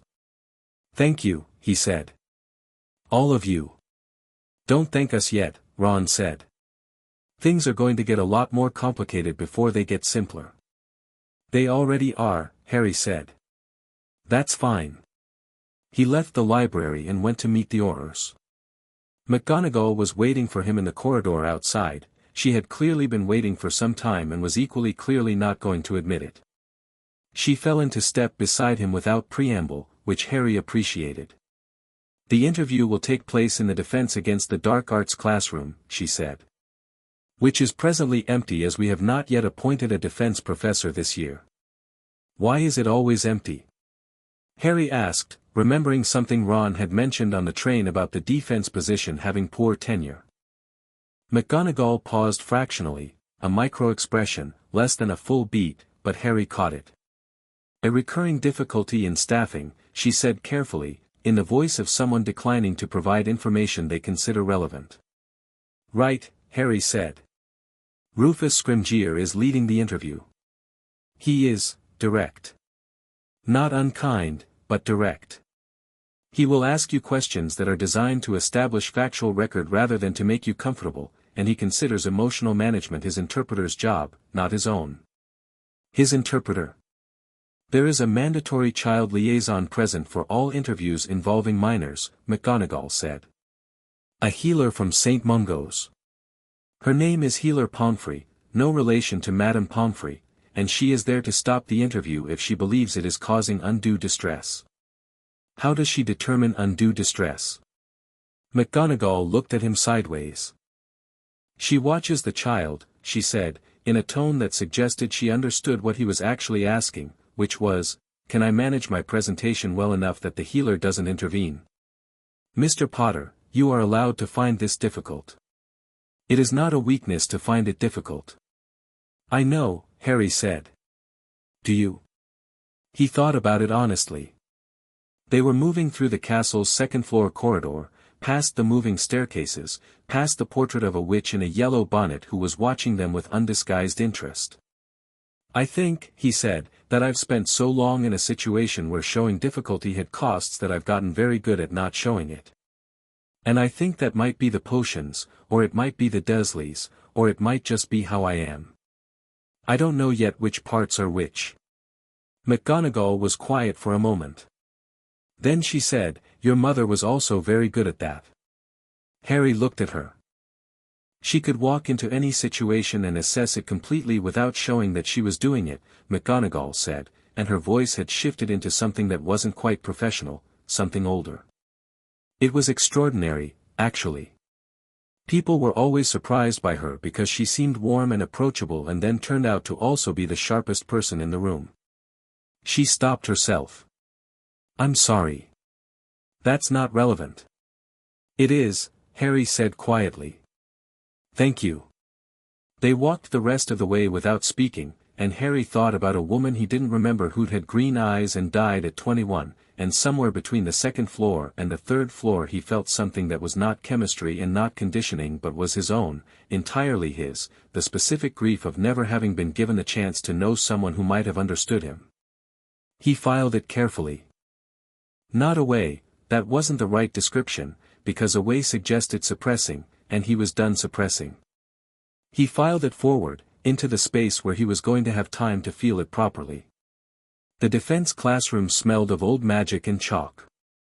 The desks had been cleared to one side and replaced by a table, 3 chairs on one side, one on the other, with a recording sneakoscope in the center that Harry recognized from Fantastic Beasts and Where to Find Them, which he'd read in the library that morning in approximately 18 minutes while Hermione wasn't looking. Rufus Scrimgeour was not what Harry had expected from a man described as being at war with Albus Dumbledore. He'd expected something overtly political, tailored robes, careful hair, the specific grooming of someone who'd spent a long time in rooms where being looked at mattered. Instead, Scrimgeour looked like someone had carved a person out of problem-solving: broad shoulders, a lion's mane of tawny hair going silver at the temples, a jaw like a boundary marker, and eyes that moved through the room when he stood to greet Harry with the systematic assessment of someone who habitually checked all exits. He had a slight limp. He didn't appear to notice it or to mind it. "Mr. Potter," he said. His voice was exactly what McGonagall had described: direct, not unkind. No warmth, but no cold either. Professional. Rufus Scrimgeour, head of the Auror office. Beside me is Senior Auror Shacklebolt, a tall, dark man with a gold earring inclined his head slightly, and Healer Pomfrey from St. Mungo's Child Liaison Department. A small, neat woman with reading glasses pushed up on her forehead. Harry sat across from them. McGonagall sat in a chair at the side of the room, which Harry noticed was not at the table. She was there as institutional presence, not as participant. He noted that. "Before we begin," Scrimgeour said, "I want to be clear about the purpose of this interview. We're here to establish factual record relevant to a potential criminal investigation. You are a witness, not a suspect. You are not required to answer questions you find distressing, and Healer Pomfrey can stop proceedings at any time." He said this with the cadence of a speech given often, accurate but practiced, information delivered rather than communicated. "Do you have any questions before we start?" "One," Harry said. "Who is currently my magical guardian?" Scrimgeour's jaw shifted slightly. "Albus Dumbledore holds emergency magical guardianship under the 1956 Orphan Wizard Provision, which was established to provide care for children with no surviving magical relatives," Harry said. "I know. My question is whether anyone has verified I have no surviving magical relatives. Because I'd like to know who established I had none and when they established it and what documentation they provided." Healer Pomfrey, who had been settling her quill, set it down. Scrimgeour looked at Harry for a moment that was slightly longer than strictly necessary. Then he said, "We can address the guardianship question in the course of this interview." He turned to Shacklebolt, who made a note. "That's a valid request." "Thank you," Harry said. "Right." Scrimgeour opened a folder. "Let's start from what you know directly, Mr. Potter, rather than what the hat told you. Prior to last night, did you have any awareness or suspicion that you had been administered potions of any kind without your knowledge?" "No," Harry said. "But thinking about it now, there are things that make more sense." "Such as?" "I always felt warm about Dumbledore. Even before I knew who he was. I had a photograph, I found it in my trunk when I got my Hogwarts things, and when I looked at it I felt something specific. Safe. Which is strange because I didn't know him and had no reason to feel anything." "You could attribute that to recognizing a famous face," Scrimgeour said, not disagreeing, just testing. "I could," Harry said. "Except I also felt it about people I'd never seen photographs of. The Weasley family, specifically. Before I'd ever met them." He paused. "On the train I felt an instant comfort with Ron Weasley that was disproportionate to the evidence. He's a nice person, but I'd known him for 20 minutes. He looked at the table for a moment. I thought that was just how people felt about people they were meant to meet. Now I think it was an engineered response. Ron was not in the room, which was the only reason Harry could say that cleanly. What about toward Dumbledore? Shacklebolt asked. His voice was quieter than Scrimgeour's, more measured. He'd been watching Harry with the specific attention of someone whose job was reading people. Specifically? Harry said. When you confronted him this morning, and we know you did, don't worry about that, Shacklebolt said, with the smallest curl of something that might have been approval. What did you feel? Cautious, Harry said. Which might have been more significant than anything else. Because the potions were designed to suppress critical evaluation of authority figures. If I'm feeling caution rather than warmth, that might mean the potions are already degrading. He looked at Healer Pomfrey. Is that how fealty draft works? Does it degrade faster once the last dose is past its maintenance window? Healer Pomfrey was looking at him with an expression that was professionally neutral and personally somewhat astonished. That's a sophisticated question, she said. I've been reading, Harry said. In that case, yes. Fealty draft has a maintenance half-life of roughly 8 months. If the last dose was before July, the compound would be significantly degraded by now. But the bespoke compound, she stopped, and in her stop Harry read something that he pressed on. What about the bespoke compound? She exchanged a brief look with Scrimgeour. We'd need a blood sample to fully assess what's still active, she said. But based on what the hat described, a compound designed for a developing magical core, it likely has a different degradation curve than standard potions. One that's tied to the subject's magical development rather than simple time elapsed. Meaning it's still active, Harry said. Potentially. Meaning I'm still being affected right now. Potentially, she said again, and her voice was very careful, and we would very much like to address that medically, Mr. Potter. There are suppressants we can administer, St. Mungo's has staff who specialize in compound removal, and, can you do it here? Harry said. Today. Another exchange of looks. Scrimgeour said, without a magical guardian's consent, if you verify I have a surviving magical relative, Harry said, the guardianship question becomes moot, doesn't it? The surviving relative takes precedence under the emergency protocols. So the fastest path to getting me unmedicated is finding that relative. Scrimgeour looked at him with an expression Harry was coming to understand was his version of impressed, which didn't look like most people's version of impressed. It looked like someone recalculating load-bearing estimates. You, Scrimgeour said, have been thinking about this. Since 5 this morning, Harry said. Scrimgeour sat back in his chair and looked at Harry for a long moment, the look of a man who had come and prepared for one kind of interview and found himself in a different, considerably more interesting kind. Then he said something Harry hadn't expected, I'm going to be straight with you, Mr. Potter. Because I think you deserve that, and because I think you'll see through anything less. Go ahead, Harry said. I've been trying to build a case against Albus Dumbledore for 5 years, Scrimgeour said. Not because I dislike him personally, though I find him infuriating. Because I believe he operates outside the law in ways that the law exists specifically to prevent, and I believe he does it while being celebrated, which makes it harder to address than if he did it openly. He folded his hands on the table. Last night, a 1,000-year-old artifact did what I haven't been able to do in 5 years. It put specific criminal charges in a public forum with 300 witnesses. And now you're sitting across from me asking questions about guardianship protocols that would remove Dumbledore's legal authority over you, which would allow us to proceed medically and legally without his interference. He paused. I want you to understand that I am very glad you're here. And I want you to understand that my gladness is partly pragmatic. I know, Harry said. Hermione told me. Scrimgeour blinked. Hermione Granger, Harry said. First year. She's been doing the legal research. She's very good. He paused. She said your goals and mine are aligned right now but not permanently. She's right. I know what you want.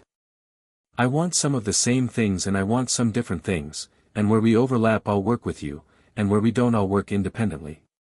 Healer Pomfrey made a small sound that she immediately suppressed. Shacklebolt, for the first time in the interview, smiled. It was a brief, precise smile, the smile of a man who had just confirmed something he'd been hoping was true. "All right," Scrimgeour said, and his voice had dropped the last trace of the practiced briefing tone and become something more genuine and more direct. "Then let's talk about Sirius Black." The temperature in the room changed. "My grandmother," McGonagall started, and then stopped, because she'd said my grandmother instead of his, and there was a brief recalibration. "I beg your pardon. Augusta Longbottom has been in contact with my office," she said, and the correction was smooth, but Harry had heard the original sentence. "My grandmother. She'd been in contact with Longbottom's grandmother?" He filed it. "She has submitted a formal query regarding the original evidence in the Black trial." "There was no trial," Scrimgeour said flatly. The room went still. "What?" Harry said. Scrimgeour looked at him with an expression that was the professional equivalent of a man about to hand someone something heavy. "Sirius Black was imprisoned in Azkaban in November 1981 without trial. He has been there for 10 years. He has never been formally charged, has never appeared before the Wizengamot, and his case has never been reviewed." The silence stretched. "He's been in Azkaban for 10 years, Harry said slowly, without a trial." "Yes. And nobody," Harry stopped. He was thinking about something Hermione had said, systematic, she'd said, describing what had been done to him. She'd meant the potions. But the word had a larger shape than she'd intended. "Who made that decision?" he said. "To imprison him without trial?" Scrimgeour's hands were very still on the table. "The record," he said, "shows that Bartemius Crouch Sr., then head of the Auror office, authorized indefinite detention pending trial. The trial was never scheduled." He paused. "Dumbledore was consulted on the decision." Harry looked at the recording sneakoscope on the table between them. It was spinning steadily, a slow, even rotation that meant everything being said was truthful. He watched it spin. "My godfather," he said, "is in Azkaban. Without trial. For 10 years.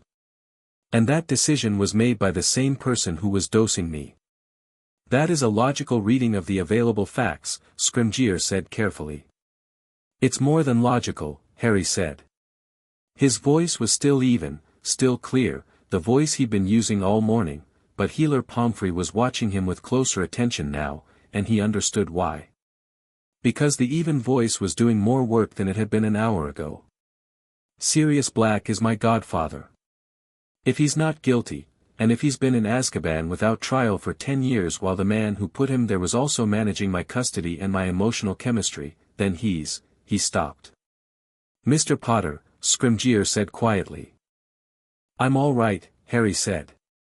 He sat with it. The weight of it, not just the potions, not just the 9 years, but the shape of the larger structure becoming visible, the way you see a building's full scale only when you step back far enough. Every piece had been managed. His emotions. His loyalty. His guardianship. His only potential ally outside of Hogwarts, locked away without trial in a prison nobody came back from unchanged.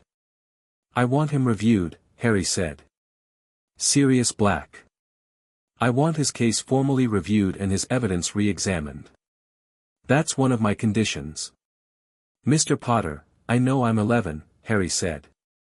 "And I know I'm a witness, not a prosecutor, and I know you can't guarantee outcomes. I'm not asking for an outcome. I'm asking for a review. A formal, documented, expedited review. And I'm asking for it to be on the record that I requested it." Scrimgeour looked at him for a long moment. "Done," he said. The interview continued for another 90 minutes. Scrimgeour and Shacklebolt worked through everything methodically, the hat-specific statements, the compounds named, the timeline, the Gringotts disclosure Neville had given Harry, which Harry produced from his pocket and which Shacklebolt handled with the specific care of a man recognizing something that might be exhibit-quality evidence. They took a blood sample, Healer Pomfrey produced a small kit and the needle was nothing, Harry had had worse from broken glass at the Dursleys, and Pomfrey ran an on-the-spot preliminary screen that confirmed 4 active compounds, including traces of the bespoke one, which she documented with the tight-lipped concentration of someone who was very angry and was choosing to express it through precision. Harry answered every question directly. He did not elaborate beyond what was asked. He did not speculate. He said I don't know 11 times, I'm not certain 4 times, and yes 37 times. Shacklebolt counted, or at least he seemed to be counting, from the pattern of notes he took. At the end, Scrimgeour closed his folder. "We'll be back," he said, and it was a statement, not a threat. "The investigation is moving fast and there will be more questions as the evidence expands. You'll be contacted through official ministry channels, not through the headmaster's office." "Thank you," Harry said. "One more thing." Scrimgeour looked at him, and for the first time something genuinely personal crossed his face, brief, almost immediately contained, but there. "You mentioned wanting to stay at Hogwarts. I want to tell you, for whatever it's worth, that I think that's the right instinct. This castle is, whatever else it is, it's yours. Whatever Dumbledore built here, you were always meant to be part of it. Don't let what he did make you feel like you have to leave." Harry looked at him. "I wasn't going to leave," he said, and the certainty of it surprised even him slightly, the discovery of something he apparently had already decided without deciding it. Scrimgeour nodded once, and stood, and that was the end of it. Harry walked out of the defense classroom at 3:47 and found Hermione, Ron, and Neville waiting in the corridor outside. Hermione had 2 more books. Ron had a plate of something from the kitchens, sandwiches, fruit, 2 sealed bottles of water that he'd apparently sourced specifically, and Neville had a look of careful expectation. Harry sat down on the floor of the corridor, and the others sat too, and Ron put the plate in the middle and they ate, because they'd collectively not had a real meal and everyone was running on adrenaline and library air. "Well?" Ron said. "Sirius Black was imprisoned without trial," Harry said. Ron dropped his sandwich. "Dumbledore was consulted on the decision," Harry said.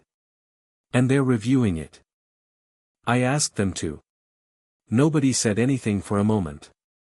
"That's," Neville began, and then stopped, and then tried again. "My grandmother's going to want to know that immediately." "She probably already does," Harry said. "She seems very well informed." He looked at Neville. "How does she know so much?" Neville was quiet for a moment, and in the quiet there was the particular weight of someone deciding how much to say and settling on truth. "She's been building a case," he said quietly. "For years. Not a legal case, just a record. Things she noticed, things that didn't add up, things other people overlooked because they didn't want to see them. She started after my parents." He stopped. Harry waited. "My parents are in St. Mungo's," Neville said. "Long-term ward. They were tortured into insanity by Bellatrix Lestrange just after your parents were killed. My gran raised me. And she always believed," his voice was very steady, the steadiness of someone who had learned to carry something heavy by putting it in the right position, "that the sequence of events was too convenient. Your parents targeted, Sirius Black imprisoned without trial, mine destroyed in the aftermath, and Dumbledore quietly becoming the central authority over the aftermath of all of it." The corridor was very quiet. "I'm sorry about your parents," Harry said. "I know," Neville said. "Thank you." They sat with it. The afternoon light was coming through a window at the corridor's end and falling at the angle that meant it was past 4, almost 5, and the castle was doing its after-lessons transition, students moving between floors, the rumble of the staircases, the distant sound of the Quidditch captain shouting about tryouts. Normal school sounds over top of the thing they were sitting in the middle of. "Hermione," Harry said. "The research you said you'd do. James Potter's family. Do you need more time?" "I've been doing it since lunch," she said, and pulled a parchment from inside one of her books. It was covered in neat, dense writing, her handwriting, organized in a way that reflected the structure of her thinking, headers and subpoints and arrows connecting related facts. James Potter's family tree is in notable wizarding families of Britain and Ireland, which is in the library, 7th shelf from the left on the genealogy row. She looked at the parchment. His parents were Fleamont and Euphemia Potter. Both died of a dragon pox variant in 1979. No siblings for either of them. I verified it against the birth registry extracts. So paternal relatives are, none, Harry said. None surviving. She hesitated. But there's a second-line connection. The Potter family has a historical connection to the Peveril line, which branches in several directions, but those branches are ancient and the descendants are. It gets complicated. The point is, there's no living paternal relative with clear standing. She set the parchment down. Your maternal side, though, Lily Evans Potter. Her parents were Muggle, both deceased. Her sister Petunia, Muggle, Harry said. I know. I live with her. But Lily Evans had a magical education sponsored by Dumbledore personally, Hermione said. There's a record of it in the Hogwarts enrollment archives, which I got from Madame Pants, who I think has decided to be extremely helpful to us, possibly because she's furious. The sponsorship agreement, she hesitated. The sponsorship agreement gave Dumbledore something called educational co-guardianship over Lily Evans during her time at Hogwarts. It's an old provision, almost never used. It's designed for magical children with non-magical parents who can't properly consent to certain aspects of magical education. Harry looked at her. He had legal connection to your mother, she said. Which he used, after her death, as partial basis for claiming emergency guardianship over you. The 1956 orphan provision allows guardianship claims from individuals with documented prior co-guardianship relationships with a deceased parent. The corridor was very quiet again. He built the scaffold before she was dead, Harry said. I don't think he planned for her to die, Hermione said, quietly. I don't think any of this started as a plan to. I think it started as something smaller, something that grew piece by piece because each piece was justified by the last piece. She paused. But yes. The structure was there. And Sirius Black as Godfather would have disrupted it, Ron said slowly. He'd been quiet for a while, and Harry recognized the quality of Ron's quiet. It was the quiet of a person whose thoughts were moving faster than usual, catching up to something. If Sirius was free and had standing, he'd have taken you.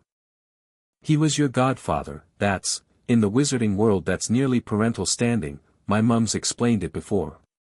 He would have been your guardian. Dumbledore would have had no claim. And instead he's been in Azkaban for 10 years, Harry said. Without trial, Ron said. They sat with that. Harry looked at his hands on the floor of the corridor, his hands against the old stone, and he thought about all the things that had been arranged around him while he hadn't known they were being arranged. The potions and the guardianship and the network of paid observers and the godfather in prison and the mother whose connection had been legally harvested and the 2-year-old who'd had the first dose administered before he was old enough to walk confidently. He thought about Dumbledore in his office this morning saying I do love you, Harry, with the genuine anguish of a man who meant it. He thought about that being possible. About loving something and still building a cage around it. About the cage being built from love as much as strategy, and whether that made it better or worse, and concluding after a moment's honest thought that it made it neither. The cage was the cage regardless of the emotion that constructed it. He picked up the last sealed bottle of water, Ron had brought 4, which was either thoughtfulness or excess, probably both, and drank. Okay, he said. What's next? Fred and George, Ron said immediately. They've been owling me every 30 minutes. They know something and they want to tell you directly, not through me. Can they come here? They're here, Ron said. They're at Hogwarts. Their second year, no, third year, he frowned, calculating, yeah, third year. They're in the castle right now and they've been lurking outside the library since 11 and Hermione kept closing the door on them.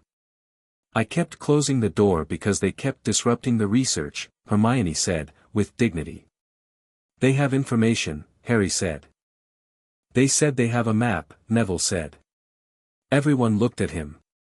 They said it quietly and I happened to be near them, he said, unapologetically. They said they have a map that shows every person in this castle, in real time, and they've been watching who goes where since last night, and there have been some interesting movements. Harry stood up. He'd been on the floor for nearly an hour and his legs were stiff, but he didn't show it, just straightened and looked down the corridor toward wherever Fred and George Weasley were apparently still lurking. "Get them," he said.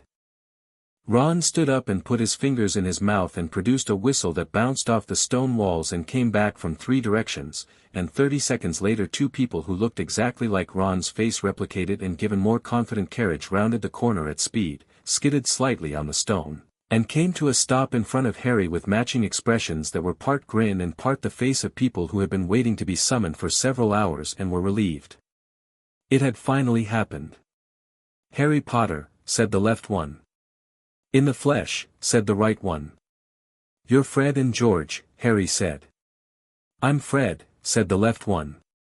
"And I'm George," said the right one. "Right," said Harry, looking between them. He had absolutely no way of distinguishing them and suspected that was somewhat the point. "Ron says you have a map." Fred and George exchanged a look of the particular variety that passed between people who shared not just genetics but an entire private communication system built over years of proximity. "We do," said George.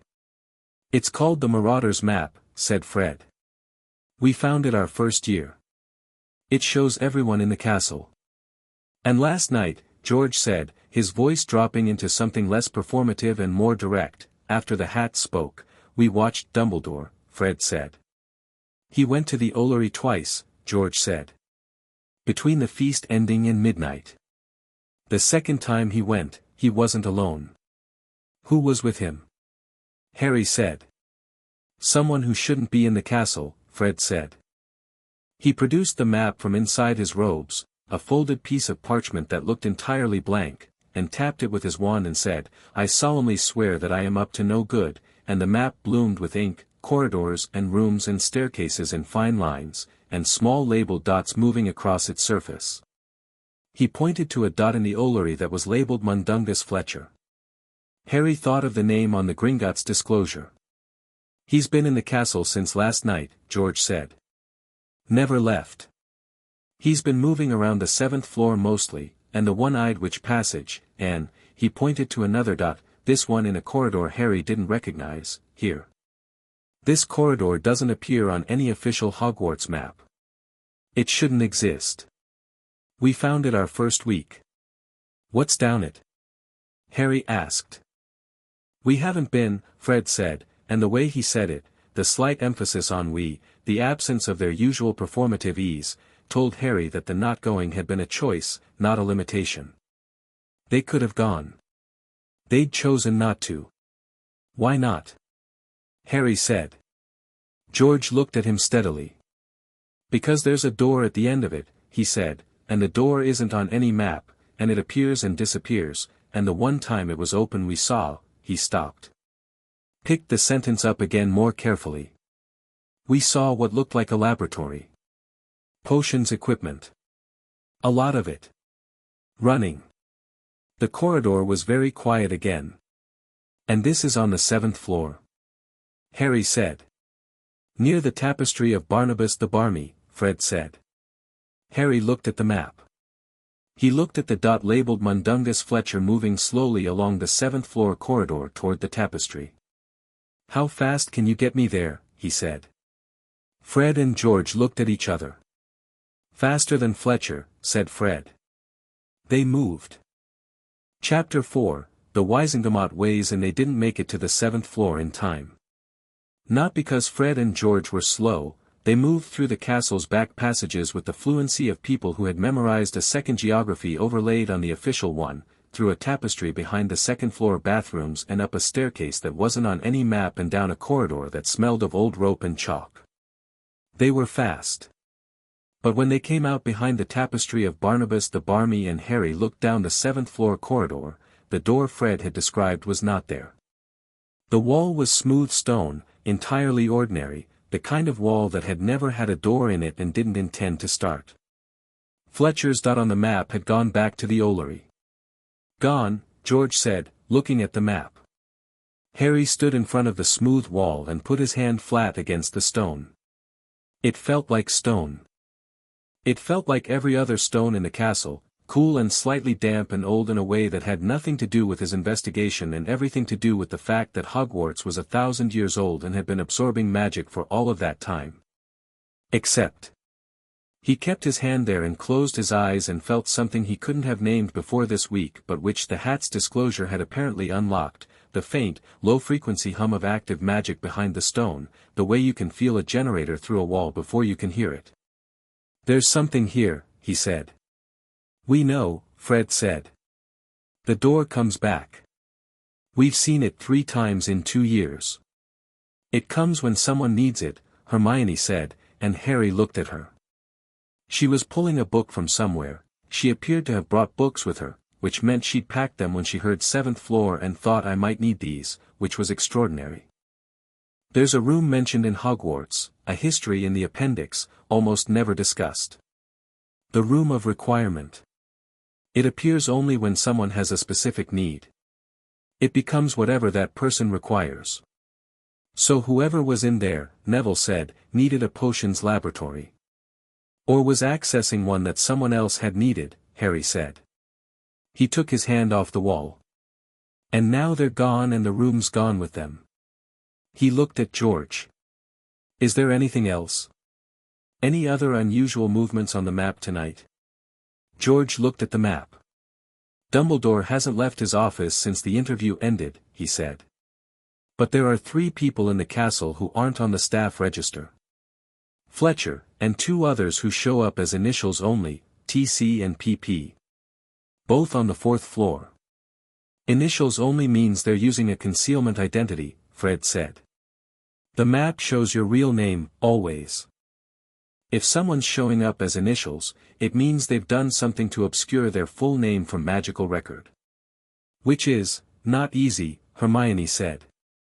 "No," Fred agreed. "Not easy." Harry looked at the blank wall for another moment. Then he turned around. "Tomorrow," he said. "I want to be here tomorrow with more information. Tonight I need to prepare for something more important." "What's more important than a hidden potions lab?" Ron said. "The Wizengamot convened an emergency session this morning," Harry said. "They're not going to stay in session long before they want to hear from me directly. And I need to be ready before they summon me rather than the other way around." He looked at Fred and George. "Can you keep watching the map tonight?" "We sleep with it," George said, entirely seriously. "Good. If the door appears again or Fletcher moves anywhere interesting, come get me." He looked at the map one more time, all the tiny labeled dots moving through their routines, the castle's population going about its evening, Dumbledore stationary in his tower. "Thank you. Both of you." Fred and George exchanged their look again. Then Fred said, with somewhat less performance than he usually employed, "Our mum got paid to watch you.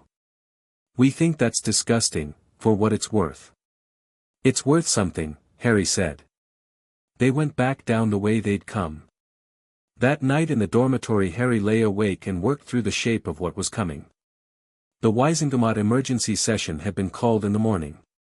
Emergency sessions had a defined process. He'd found this in the legal text that afternoon, had read it twice quickly and remembered it completely. 3 days for evidence gathering. A convening hearing on the 4th day, at which point any person designated as a material witness could be summoned. He was a material witness. He was the material witness. Which gave him roughly 72 hours. He used 2 of them thinking through everything he knew, everything he suspected, and everything he still needed. Then he slept. The next 2 days moved in layers. On the surface there was Hogwarts being Hogwarts, lesson starting, first years navigating staircases that changed while you were on them, McGonagall teaching transfiguration with the brisk precision of someone who had decided the best thing she could do for everyone including Harry was to make her classroom a place where the only drama was academic. Flitwick in charms, small and enthusiastic and apparently having decided the same thing as McGonagall. Potions in the Dungeons with a Professor Snape, who looked at Harry with eyes that were doing several things simultaneously and said nothing about any of the things they were doing. Only sit down, Potter, and try not to embarrass the subject. Harry sat down and did not embarrass the subject. He found that he was good at potions, not instinctively, the way he was good at reading and strategic thinking, but methodically, the way things become good when you pay careful attention and follow logic.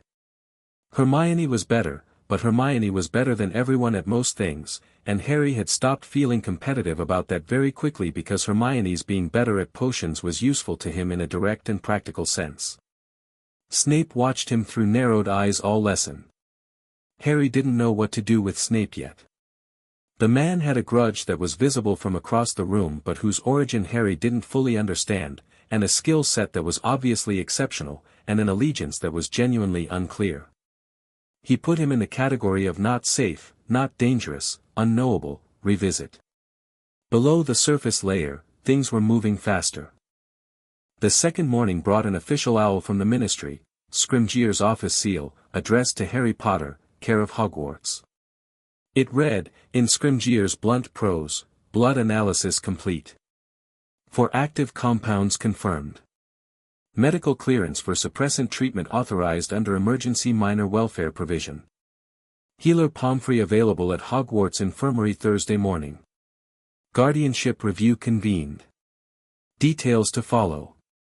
Guardianship review. Harry read that twice. The second owl, arriving an hour later, was from Augusta Longbottom, forwarded through Neville. It was 3 inches of dense, authoritative writing on cream parchment that smelled faintly of lavender and something sharper beneath it, the smell of a woman who had been preparing for a legal battle for several years. It outlined the formal petition she had filed for Sirius Black's case review, named 2 Wizengamot members who had already co-signed, and ended with a single line that Harry read 3 times, expect the convening hearing Friday. They will want you there. Come ready. Harry showed it to Hermione. Friday, she said. 3 days. Right. She was already opening books. It was 6 in the morning and they were in the common room and she had apparently not been to bed, or had been to bed and come back, because there were 4 books on the table that hadn't been there when Harry had gone up the previous night. I've been working on your testimony structure. Show me. She'd outlined it in the logical framework she used for everything, not as a script but as a decision tree. If they ask this, the relevant legal reference is here. If they raise this objection, the counterpoint is here. If they attempt to frame the question this way, the reframing is here. It was thorough and intelligent and showed the clear marks of someone who had been up most of the night building it out of equal parts legal research and genuine outrage. This is very good, Harry said. I know, she said, without false modesty. But I want to be honest with you about something. The Wizengamot, they're not going to be on your side unanimously.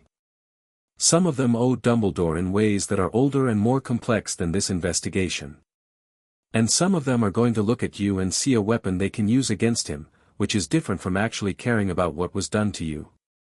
Scrimgeour is one of those. She looked up. You know that already. Yes. And you're going to use him anyway. Yes, Harry said. I'm going to use him because he has a legitimate function and his goals align with mine enough to be useful, and I'm going to keep my own objectives clear so that when they stop aligning I notice immediately and adjust. He paused. That's not the same as being used by him. Hermione looked at him with one of her recalibrating expressions. You know, she said, before I met you I thought I was quite strategic. You are quite strategic, Harry said. You're also better at research than I am and better at potions than I am and better at knowing what rules say. I think I'm better at understanding what people want and what they're afraid of. That's not strategy, that's just, having grown up watching people and not having much else to do.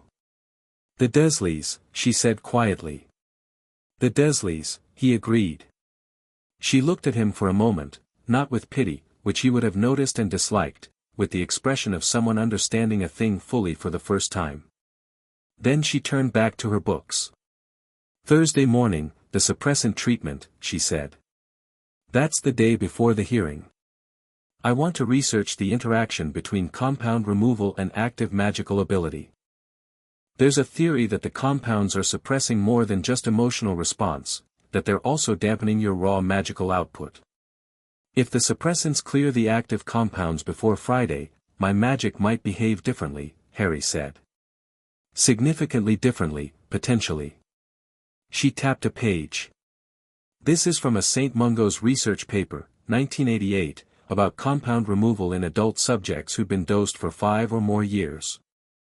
They documented an average 37% increase in baseline magical output in the week following treatment. 37%, Harry.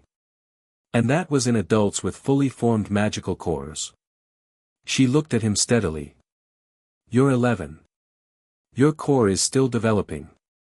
The compounds have been suppressing it since you were 2. When they clear, I'll be stronger, Harry said. We don't know by how much, she said carefully. And I don't want you going into Friday expecting to be able to do something you can't. I'm not going to Friday to do magic, Harry said. I'm going to talk. I know. She stopped. Tried again. I'm just saying that if something happens magically and you're surprised by it, don't let them see you surprised. A Wizengamot full of people with complicated agendas who see a frightened 11-year-old unexpectedly produce something significant will react in ways that are not necessarily in your favor. Harry looked at her. Thank you, he said, and he meant it with the specific weight of genuine gratitude for someone who thought about him carefully. Thursday came with overcast skies that matched the general mood of the castle, which had been operating at a sustained hum of tension for 3 days. The students had sorted themselves into camps, not hostile camps, mostly, but the distinct social groupings that emerge when a large institution has absorbed a significant disruption and people are deciding where they stand relative to it. Some students were openly sympathetic to Harry in the way that required no risk because everyone was publicly sympathetic to Harry. Some were privately skeptical, which showed in the particular way they looked at the headmaster's chair at mealtimes, not at Harry, but at the empty chair, Dumbledore having taken most of his meals in his office since the night of the sorting. A smaller number, mostly in the upper years, seemed to have already done real thinking about what the implications were and wore it in their faces as a kind of contained seriousness. The Slytherin table was the most interesting to watch, Harry thought, because it was the most internally divided.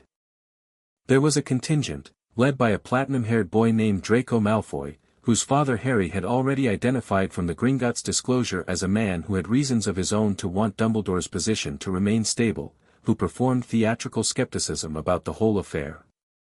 And then there was a quieter contingent who watched Harry across the hall with the careful, non-committal attention of people who had learned very early that choosing the wrong side had consequences. Harry went to the infirmary at 8 Thursday morning. Healer Pomfrey was already set up, a traveling kit from St. Mungo's, several potions in small labeled vials, a diagnostic chart. McGonagall was present as institutional witness. Hermione had asked to come and been told it was a medical procedure and she could wait outside, which she had accepted with approximately 3 seconds of visible frustration followed by the pragmatic decision to read in the corridor. The suppressant treatment took 40 minutes.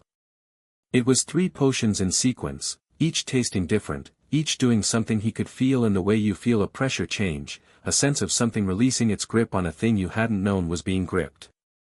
The third one was the strangest. It tasted of nothing at all, absolutely neutral, and when he swallowed it he felt something like a door opening that had been quietly shut for so long he'd forgotten doors existed. Healer Pomfrey ran the diagnostic after each potion. After the third she looked at her chart for a long time with the expression of a professional encountering data that was technically within range but at the extreme edge of it. Well, she said. What? Harry said. Your magical core reading was, she paused, choosing. It was suppressed. Significantly. All 3 active compounds were contributing to it in different ways. The fealty draft was primarily emotional, the devotion compound was emotional and volitional, but the bespoke compound was doing something more fundamental. It was limiting your access to your own magical core. Essentially, she set down the chart, you've been drawing magic through a screen for 9 years. And the screen is gone now. Am I different? Harry said. She looked at him with careful clinical honesty. You will feel different, she said. In waves, probably, over the next several days. Your magical output will be significantly elevated. Your emotional responses may be, she chose carefully, more present. Things you've been experiencing as manageable may become more vivid for a time. This is not a sign of something wrong. It's calibration. She paused. How do you feel right now? Harry thought about it. Cleaner, he said, and it was the only word that fit, not a feeling exactly, more like the absence of something that had been present so long he'd catalogued it as atmosphere rather than substance. Like you can see all the way across the room, McGonagall said quietly from her chair by the window. Harry looked at her. Your mother described something similar, she said, and then pressed her lips together and looked out the window, because she'd said it and couldn't unsay it. Harry sat with that for a moment. Then he got off the infirmary bed, straightened his robes, and said, Thank you, Healer Pomfrey. He opened the infirmary door and Hermione looked up from her book in the corridor with the sharpened attention of someone who had been listening through a door she'd been told to stay outside of. Well, she said. Harry looked at her. He was trying to figure out how to describe what had changed, and finding that language was slightly insufficient, because what had changed was partially the language itself, the way he perceived things, the quality of his attention, which had already been sharp and was now something beyond sharp, something that felt like having been in a dim room for 9 years and finally getting the lights on properly. I think, he said, tomorrow is going to be interesting. Hermione read his face for a moment and then nodded, very precisely, the nod of someone filing an important update. Good, she said. Because I need to show you the counterarguments I think they're going to use and the weaknesses in each of them. Show me at dinner, Harry said. I want to find Fred and George first. He found them on the 3rd floor, where the map had apparently shown Fletcher moving near a storage room. Fred and George, to their credit, had not gone near the storage room themselves. They had stationed themselves at the corridor's intersection with a view of the door and were playing Exploding Snap with the specific energy of people pretending very hard to be doing nothing in particular. He's in there, George said, without looking up from the cards. Has been for 20 minutes. Alone? As far as we can tell, Fred said. The 2 initials, TC and PP, are showing up on the 5th floor right now. Different errand. Harry looked at the storage room door. He thought about what he was doing. He was 11 years old, 30 hours post-compound suppression, standing in a castle corridor about to go knock on a door where a man who appeared on his own financial disclosure was conducting unknown business. He knocked on the door. A short, uncomfortable silence. Then a scrabbling sound, and the door opened 2 inches, and a man with a grizzled, unshaven face and small, red-rimmed eyes looked through the gap. Harry looked back at him steadily. You're Mundungus Fletcher, Harry said. The man's face went through 5 distinct stages of emotion in about 2 seconds, surprise, calculation, fear, the decision to front his way through it, and then the collapse of that decision upon finding that the person looking at him was both 11 years old and somehow not operating at an 11-year-old's level of intimidation. I don't know who, you're on my Gringotts disclosure, Harry said. You've been in this castle since Monday night. You met with Dumbledore in the Ollery twice and you've been in a room on the 7th floor that doesn't officially exist.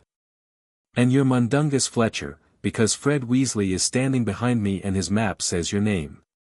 He paused. Would you like to talk to me now, or would you like to talk to the Aurors tomorrow at the Wisengamot hearing, where your presence in this castle during a criminal investigation will be rather more difficult to explain? The door opened fully. Fletcher was not a large man, or an impressive one, or one who conveyed any particular confidence.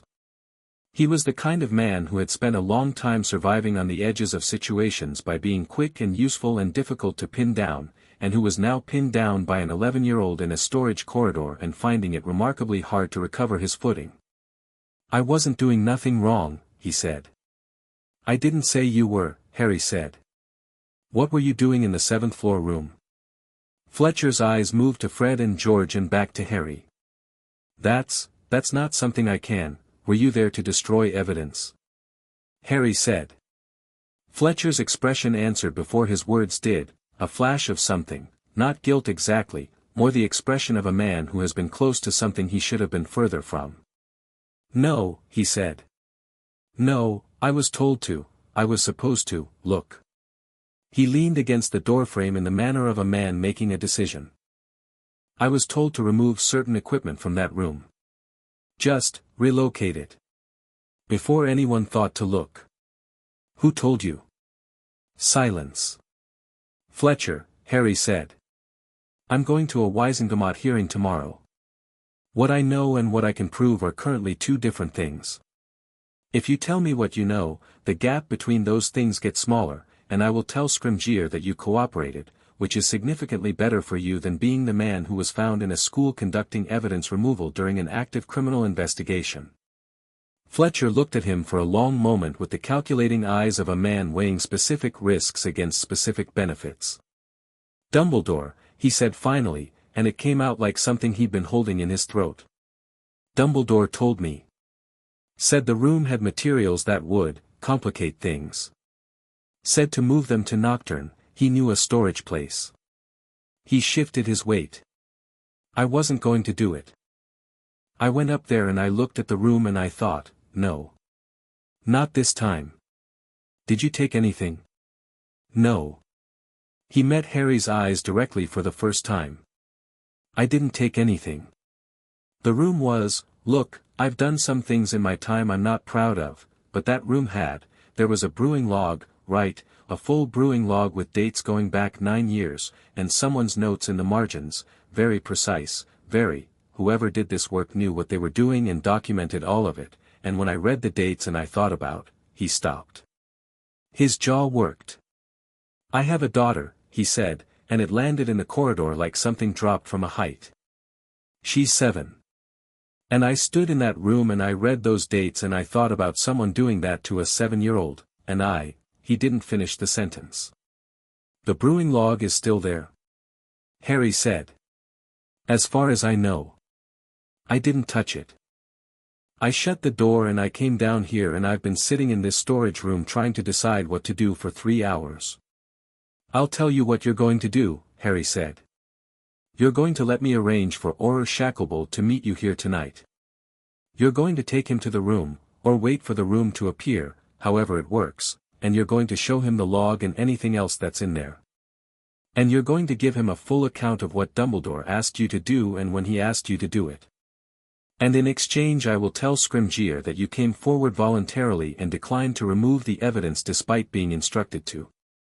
Fletcher looked at him for a very long moment. You're 11, he said. I know, Harry said. Do we have an agreement? Yeah, Fletcher said, and sat down heavily on a crate. Yeah, we do. Harry turned around and looked at Fred and George. Can you get a message to Shacklebolt, he said. We, said Fred, can get a message to anyone. Harry went to dinner. He ate properly for the first time since arriving at Hogwarts. The food was fine, the food had always been fine, but there was a difference between eating strategically and eating because you were hungry and the thing in front of you was food and nobody had done anything to it, and the difference was the clarity of the suppressant treatment, the absence of the filter, the lights being properly on. He sat between Hermione and Ron and thought about tomorrow. Ron had been quiet for most of the last 2 days, not withdrawn, still present, still showing up, still doing the research reading Hermione assigned him and the information gathering that was increasingly his specific contribution, but with a subdued quality that hadn't been there before. The Gringotts disclosure sat between them in the way large, unaddressed things sit, not blocking everything but changing the quality of the space. Harry looked at him. You should know, Harry said, that nothing about how I feel about you is, he stopped, because the sentence was complicated and he wanted to say it correctly. I went through the Gringotts disclosure again last night. Your family's payment started when I was 4. You weren't born until a year later. You had nothing to do with the decision. He paused. And I've been thinking about what you said on the train, about Quidditch, and chocolate frogs, and how you gave me half your lunch because you thought I looked hungry. Those things happened. They're real. Whatever your parents were paid to do, you weren't paid to do any of that. Ron was quiet for a moment. My mum's going to have to testify, he said. Probably. She doesn't lie well, Ron said. She's two, she feels everything very loudly, my mum. She won't be able to pretend things didn't happen. He looked at his dinner. I think she believed she was genuinely helping. I think Dumbledore told her something that made her feel like looking after you was a good thing, a necessary thing. And I think she is a good person who did something she shouldn't have done because she trusted the wrong person. That might actually be true, Harry said. Does it matter? If it's true. Harry thought about it honestly. It matters for what happens to her, he said. It doesn't entirely matter for what happened to me. Both things can be true at the same time. Ron nodded, slowly, in the way of someone accepting something that hurts to accept. I'm still here, he said. Whatever happens tomorrow. I know, Harry said. Hermione spread her notes on the table and they went through the counterarguments until the tables cleared for the evening. Friday morning was cold and grey with the specific grey of late autumn arriving slightly early, and Harry was up at 5 again and dressed and in the common room, and this time he didn't wait for Hermione because she was already there with her notes organized into a stack and a cup of tea she'd apparently gotten from the kitchens by methods that were probably inadvisable for first years. She looked at him when he came down the stairs and her expression was the one he'd learned meant she was both prepared and anxious in roughly equal measure. How are you feeling? She said. Awake, he said.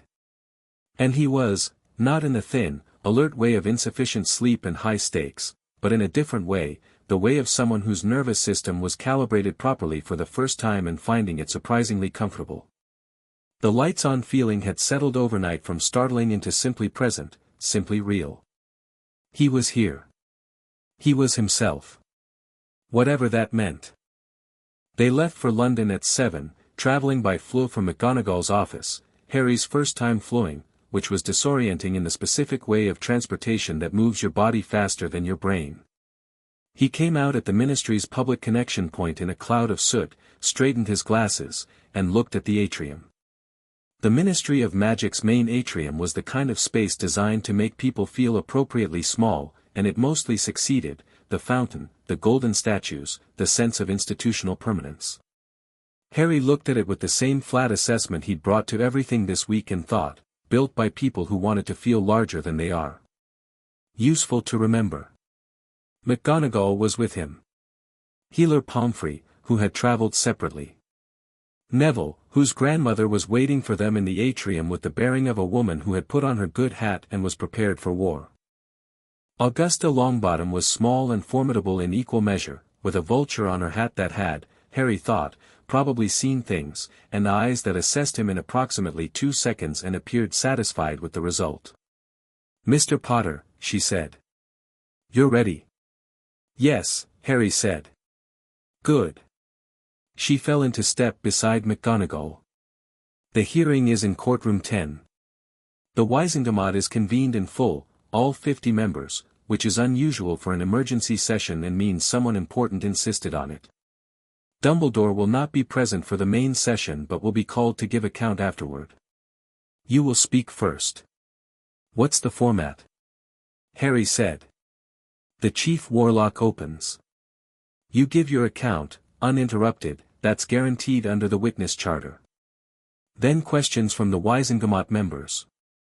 Then evidence presentation. Scrimgeour's office is presenting the blood analysis and the compound documentation, and as of 11 last night, she glanced at him with something that might have been approval: a brewing log retrieved from Hogwarts Castle has been added to the evidence ledger. Good, Harry said. Yes, Augusta agreed. Very good. That log documents 9 years of dosing in the originating party's own handwriting with dates, compound references, and margin annotations. I'm told it's, she paused, comprehensive. Scrimgeour met them at the entrance to courtroom 10. He looked, Harry thought, like a man who had not slept and didn't mind that he hadn't because the work was going well. Shacklebolt was behind him with a briefcase that Harry assumed contained everything. The log, Harry said to Shacklebolt. Confirmed and logged into evidence this morning at 5 a.m., Shacklebolt said. The handwriting has been verified by 2 independent analysts as matching Dumbledore's known samples. Margin notes reference the subject by initials, HJP, consistently across all 9 years. The dosing schedule is, he paused in the way professionals pause when they want to characterize something accurately without the characterization coloring the legal record, meticulous. Harry nodded. The 2 initials on the map, he said. TC and PP. Did you identify them? Scrimgeour's expression shifted fractionally. We did, he said. Thomas Creel, a private potions dealer who has been on our watch list for manufacturing unlicensed compounds. He was Dumbledore's supplier for the bespoke formula. We have him in custody. The other, he hesitated. PP is a matter we're still investigating. All right, Harry said. Is there anything I need to know before I go in? Yes, Scrimgeour said. Lucius Malfoy is in there. He's a Wizengamot member and he has been Dumbledore's political ally for a decade, not out of loyalty but because they've had mutually beneficial arrangements. Now that Dumbledore is exposed, Malfoy will attempt to use this hearing to position himself as the moral voice of reform while simultaneously trying to ensure any investigation that emerges is narrow enough not to catch him in the net. He will ask you leading questions and frame them as sympathy. Don't follow his leads. Understood, Harry said. And there's a journalist from the Prophet in the gallery. Anything you say will be reported. I'd advise, I know, Harry said. I'll only say things I want reported. Scrimgeour looked at him for the last time with that particular look, the one that had been recalibrating for 3 days, and said nothing else. They went in. Courtroom 10 was carved from stone below the ministry's main levels, and it had the specific cold of underground spaces that absorbed sound rather than reflecting it. The Wizengamot sat in raised tiers, 50 witches and wizards in plum-colored robes, most of them old, all of them watching as Harry entered and walked to the single chair in the center of the floor. He sat down. He did not look at the chair's arms, which had chains attached to them that apparently activated in certain types of hearings. They didn't move for him. The chief warlock, an elderly wizard named Barnabas Cuff who had the careful, slightly remote quality of a man who had been neutral for so long it had become his personality, called the session to order. He explained the purpose of the hearing, the nature of the evidence, the rights of the witness. His voice was precise and emptied of inflection, a voice deliberately designed to add nothing to proceedings. Mr. Potter, Cuff said, you are here as a material witness in an investigation into potential criminal violations of the Potion and Compounds Regulation Act of 1954 and subsequent amendments, specifically regarding the alleged administration of Class B controlled compounds to a minor without consent. Please give your account in your own words. Harry looked out at 50 faces in plum-colored robes. At the gallery above, where 3 journalists sat and one of them was already writing. At the evidence table to the left, where Shacklebolt's briefcase sat and the brewing log was presumably inside it. He spoke for 23 minutes. He didn't perform anything. He didn't soften anything, or dramatize anything, or organize it for emotional effect. He began at the sorting ceremony and worked forward, what the hat said, what he felt, what he'd learned in the subsequent days, the compounds and their effects, the Gringotts disclosure, the brewing log, the evidence of the guardianship structure. He spoke about the bespoke compound, about the specific suppression of self-preservation and defiance. He spoke about Sirius Black in 3 sentences, the Godfather's name, the imprisonment without trial, the request for formal review. He did not speak about how he felt about any of it. What he felt was his. What they got was the facts, organized, sourced, and comprehensive. When he stopped, the courtroom was very quiet. Thank you, Mr. Potter, Cuff said. Questions from the Wizengamot. They came in waves. Most of them were clarifying questions, when, how, who confirmed, what documentation? Harry answered each one directly, referenced the relevant evidence piece, and moved on. Scrimgeour had been right about Malfoy, who asked two questions that were wrapped in sympathy and pointed toward specific conclusions Harry declined to step into. He answered both questions in ways that removed the leading edge and left only the factual core. Then a witch near the back tier, short, wearing too much purple, with a face that was professionally pleasant in a way Harry immediately catalogued as dangerous, raised her hand. Dolores Umbridge, Cuff said. Senior Undersecretary to the Minister. Umbridge smiled at Harry. It was a smile designed to be described as kind.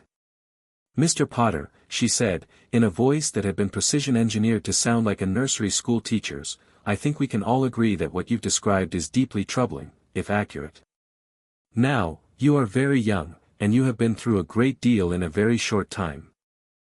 I wonder if you might tell us how certain you are, in your own honest estimation, that your perceptions haven't been colored by, well, by the quite natural desire to find explanation for a difficult childhood? Harry looked at her steadily. I understand the question, he said. You're asking whether I might be constructing a narrative around legitimate grievances to make them feel more manageable. Whether the potions theory might be wish fulfillment.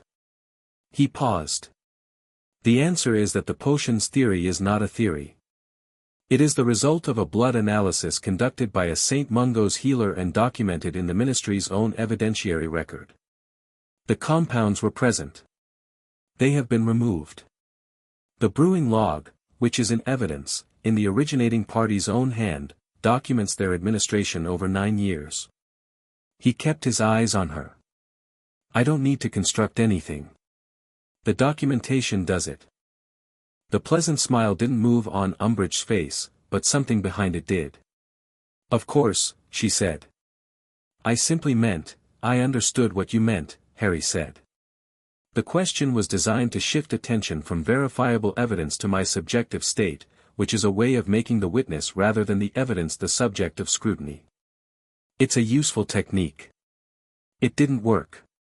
Several things happened simultaneously in the courtroom, a sharp sound from the gallery that was a journalist's quill moving very fast across parchment, a micro-movement among several of the Wizengamot members that was people responding to something unexpected, and Umbridge's pleasant smile remaining precisely where it was while her eyes became completely flat. Cuff made a small sound that might, in a different setting, have been a suppressed laugh. Any further questions? He said. Lucius Malfoy, to Harry's left, said, I have one question for Mr. Potter. A simple one. Mr. Malfoy, Cuff said. Malfoy's face was constructed for aristocratic neutrality, pale, sharp-featured, arranged in the expression of a man who has never in his life been unsure of his reception. Mr. Potter, he said, with measured smoothness, you have outlined what amounts to a systematic abuse of power by the headmaster of Hogwarts. The Wizengamot takes this very seriously. I take it very seriously. He let that land. My question is this, what outcome, specifically, are you asking this body to deliver? Harry looked at him. He understood exactly what the question was doing. It was an invitation to overreach, to ask for something large and punitive that could be characterized as personal, vendetta-driven, a child's anger dressed up as justice. And if Harry asked for something large and punitive, Malfoy would support it, because Malfoy wanted Dumbledore's power removed and didn't care about the mechanism. I'm asking this body for 4 things, Harry said. First, a permanent, legally binding termination of any guardianship claim Albus Dumbledore holds over me, with independent oversight to confirm no further attempts to re-establish it. Second, the appointment of an independent healer to monitor and document my recovery from the compounds, with the results made part of the public record so that the methodology used can be understood and prevented in future. Third, a formal and expedited review of Sirius Black's imprisonment, not a guaranteed outcome, just a fair review conducted without the influence of the people who authorized the original detention. And fourth, he paused, a formal inquiry into the room of requirement at Hogwarts Castle and any material stored there, conducted by the Auror office independently of the school's administration. He stopped. That's all. Malfoy said, and something in his voice was, recalibrating, slightly, unexpectedly. That's what I'm asking the Wizengamot to deliver, Harry said. What happens to Dumbledore in the legal system is the legal system's business. I'm not asking you to punish anyone. I'm asking you to do 4 specific things that are within your remit and that I have provided evidence to justify. The courtroom was quiet. Then Scrimgeour, from his position at the evidence table, said, in the tone of a man who had been waiting 3 days for something to go right, the Auror office endorses all 4 requests and formally supports their adoption. Cuff called a recess. 20 minutes. Harry walked out into the corridor outside courtroom 10 and found Hermione and Ron and Neville, all of whom had been in the gallery, none of whom had been supposed to be in the gallery but all of whom were there anyway, waiting for him at the bottom of the stairs. Hermione's eyes were slightly overbright. Ron was gripping the stair rail with one hand in a way that suggested he'd been doing it for the last 20 minutes. Neville looked like someone who had just watched something he had been hoping to see for years and was not entirely sure how to process the confirmation. You said, Hermione started, and then stopped, and then said, more quietly, the Umbridge question. The way she's dangerous, Harry said. More dangerous than Malfoy, I think. He wants power and he's transparent about it. He thought about it, she wants things to stay the way they are, and she'll use a smile to do it. That's harder to fight. What happens now? Ron said. They vote, Harry said. And then Dumbledore comes in. The recess lasted 25 minutes, not 20. When Harry went back in, he took his chair again and watched the Wizengamot file back to their tiers, and read their faces with the careful attention of someone who had learned in the last 4 days to read institutional faces, which showed things differently than personal faces, more about positioning, less about feeling. The vote was 31-19 in favor of all 4 requests. Not unanimous. Not even close to unanimous. But enough.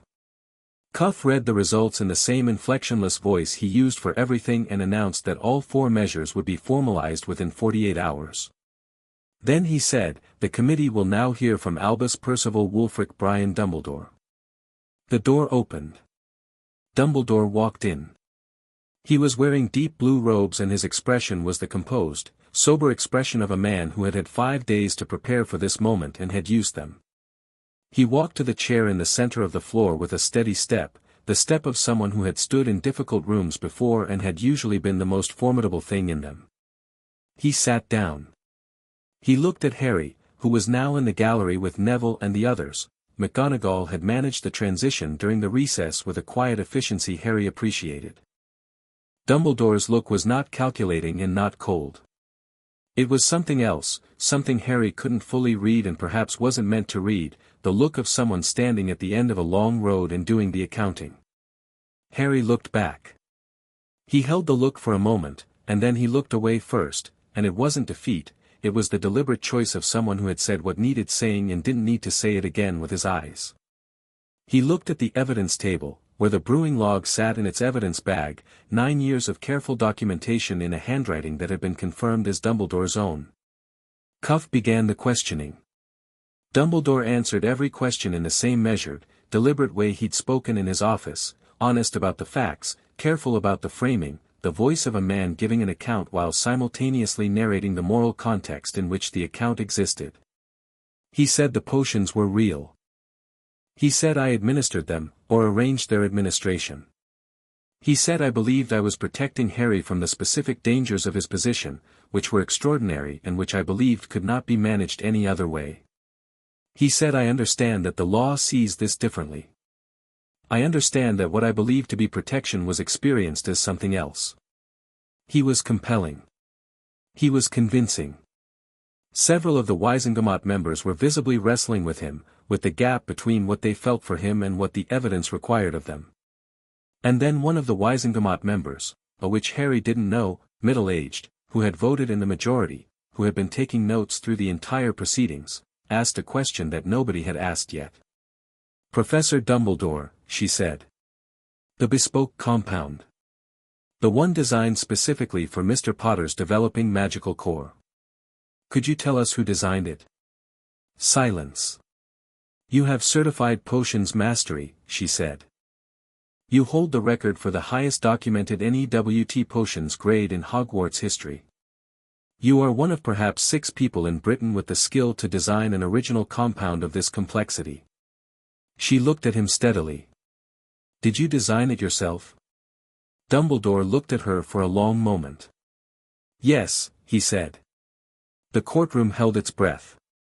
I designed it myself, he said. In the winter of 1983.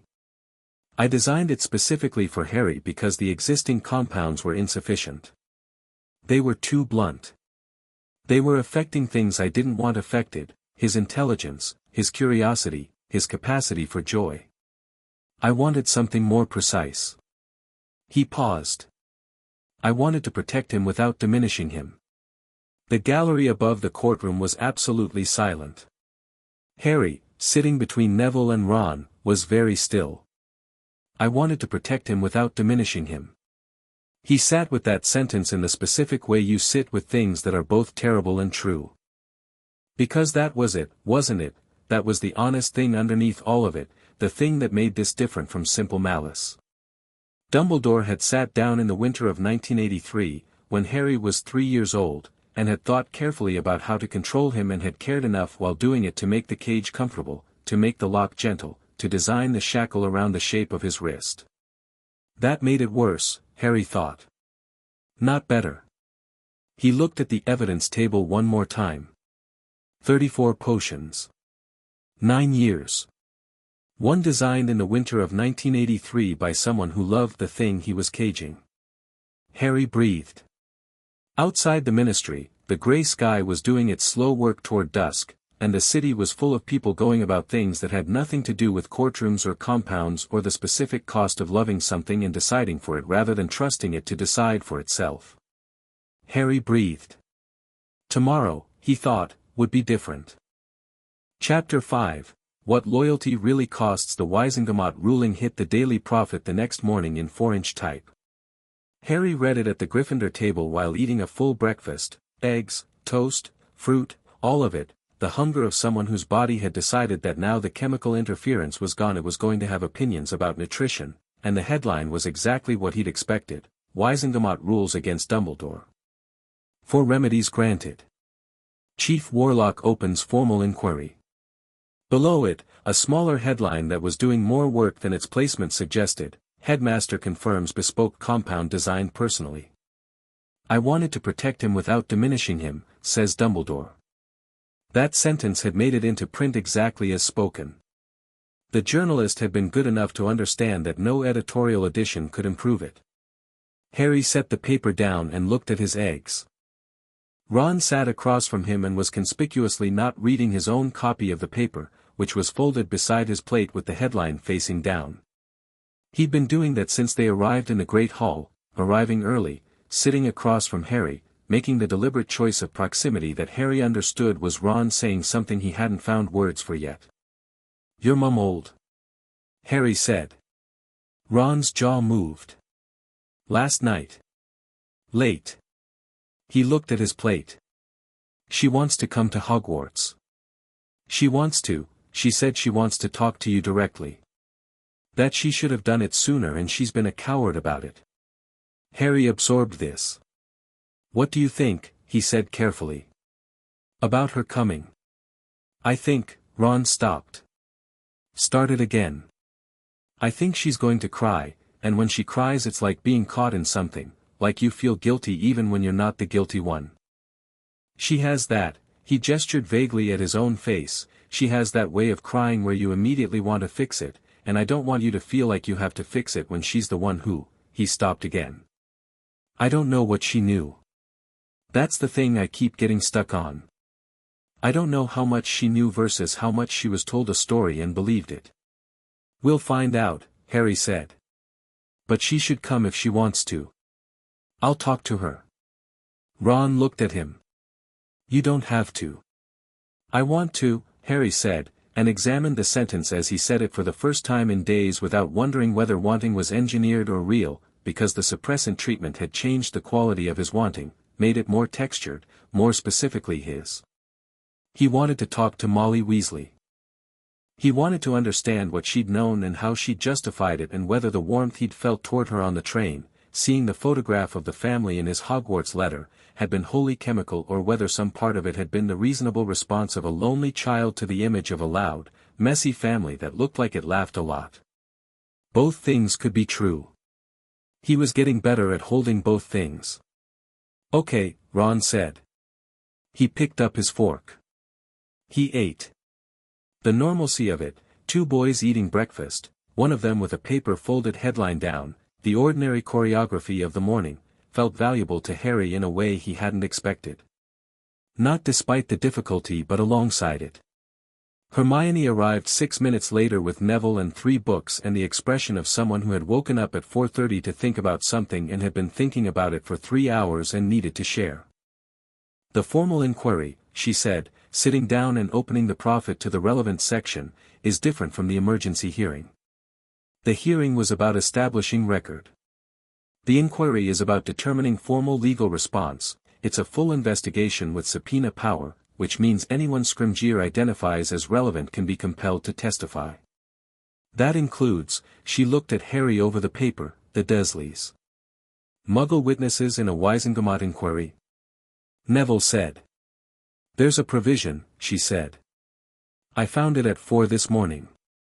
If the crimes occurred in a Muggle dwelling and Muggle individuals were present, the Wizengamot can request voluntary testimony with the option to elevate to compelled. The Dursleys were present at Privet Drive during at minimum 6 of the documented dosing instances, because 3 of them occurred through food or drink in the household." She set the paper down.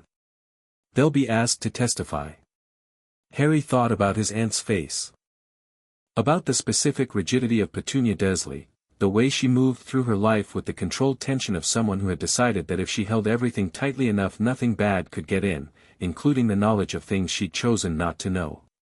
He thought about whether Petunia had known about the potions, or whether she'd been another managed piece, and concluded he genuinely didn't know, and the not knowing had a different texture now than it would have had a week ago. "That's fine," he said. "That's their problem to navigate, not mine." "There's something else," Neville said. He'd been quiet through the breakfast and the paper and Hermione's analysis, in his way of waiting for the right moment that Harry had learned to recognize and respect. "My grandmother old this morning. 2 things. First, the formal review of Sirius Black's case has been assigned to a senior unspeakable in the Department of Mysteries, which apparently means they're taking it seriously, because the unspeakables don't get involved in things that aren't serious. And second," Harry said. Neville unfolded the letter. He'd been holding it, Harry realized, since before he sat down. "She says Sirius Black knows Harry Potter is at Hogwarts," he said. "The news reached Azkaban, apparently it always does, the Dementors pass information in their way, and somehow the word got to him. And," Neville paused, "he's been lucid. For the first time in years, apparently. The prison Medowitch documented it. He's been asking for a hearing." The Great Hall was full of its morning noise, cutlery, conversation, the morning owl post arriving in waves, and Harry sat in the center of it and thought about a man in Azkaban who had just heard that the boy he'd failed to protect had found his way into the light anyway. "Tell your grandmother thank you," Harry said. Neville nodded. Folded the letter back. "She also says," he hesitated, the hesitation of someone delivering something they're not entirely sure is welcome, "she says she's proud of you. And that she knows she doesn't have the right to say that, being someone you only just met. But she wanted to say it anyway." Harry looked at the table for a moment. "Tell her she has the right," he said. The morning lessons happened. Harry went to them and was present in them in the specific way of someone who has decided that school is one of the things he is here for, actually, and who intends to be good at it. Transfiguration with McGonagall, who taught him with the crisp precision of a woman operating at her best when she had something concrete to do, and who paused once, mid-lesson, when Harry's match transformed not just into a needle but into something considerably more refined than the assignment required, and looked at him for a moment with an expression that was privately unsurprised and professionally careful. "Mr. Potter," she said. "Adequate." Harry looked at the needle, which was perfect and slightly warm and had happened without his deciding to make it perfect. He looked at Hermione's needle, which was also very good. He looked at his own again. "Thank you, Professor," he said. After Transfiguration, in the corridor, Hermione fell into step beside him and said, without looking at him, "That happened faster than I expected." "The magic." "The magic," she confirmed. The research paper said the elevated output typically manifests in a controlled environment first, something familiar, something low stakes, before it shows up in anything unpredictable. "So Transfiguration first, then probably something more interesting," Harry said. "I'm not worried," she said, and the way she said it, direct, declarative, slightly fierce, told him she'd decided to say it because she thought he might be worried and wanted him to know she wasn't.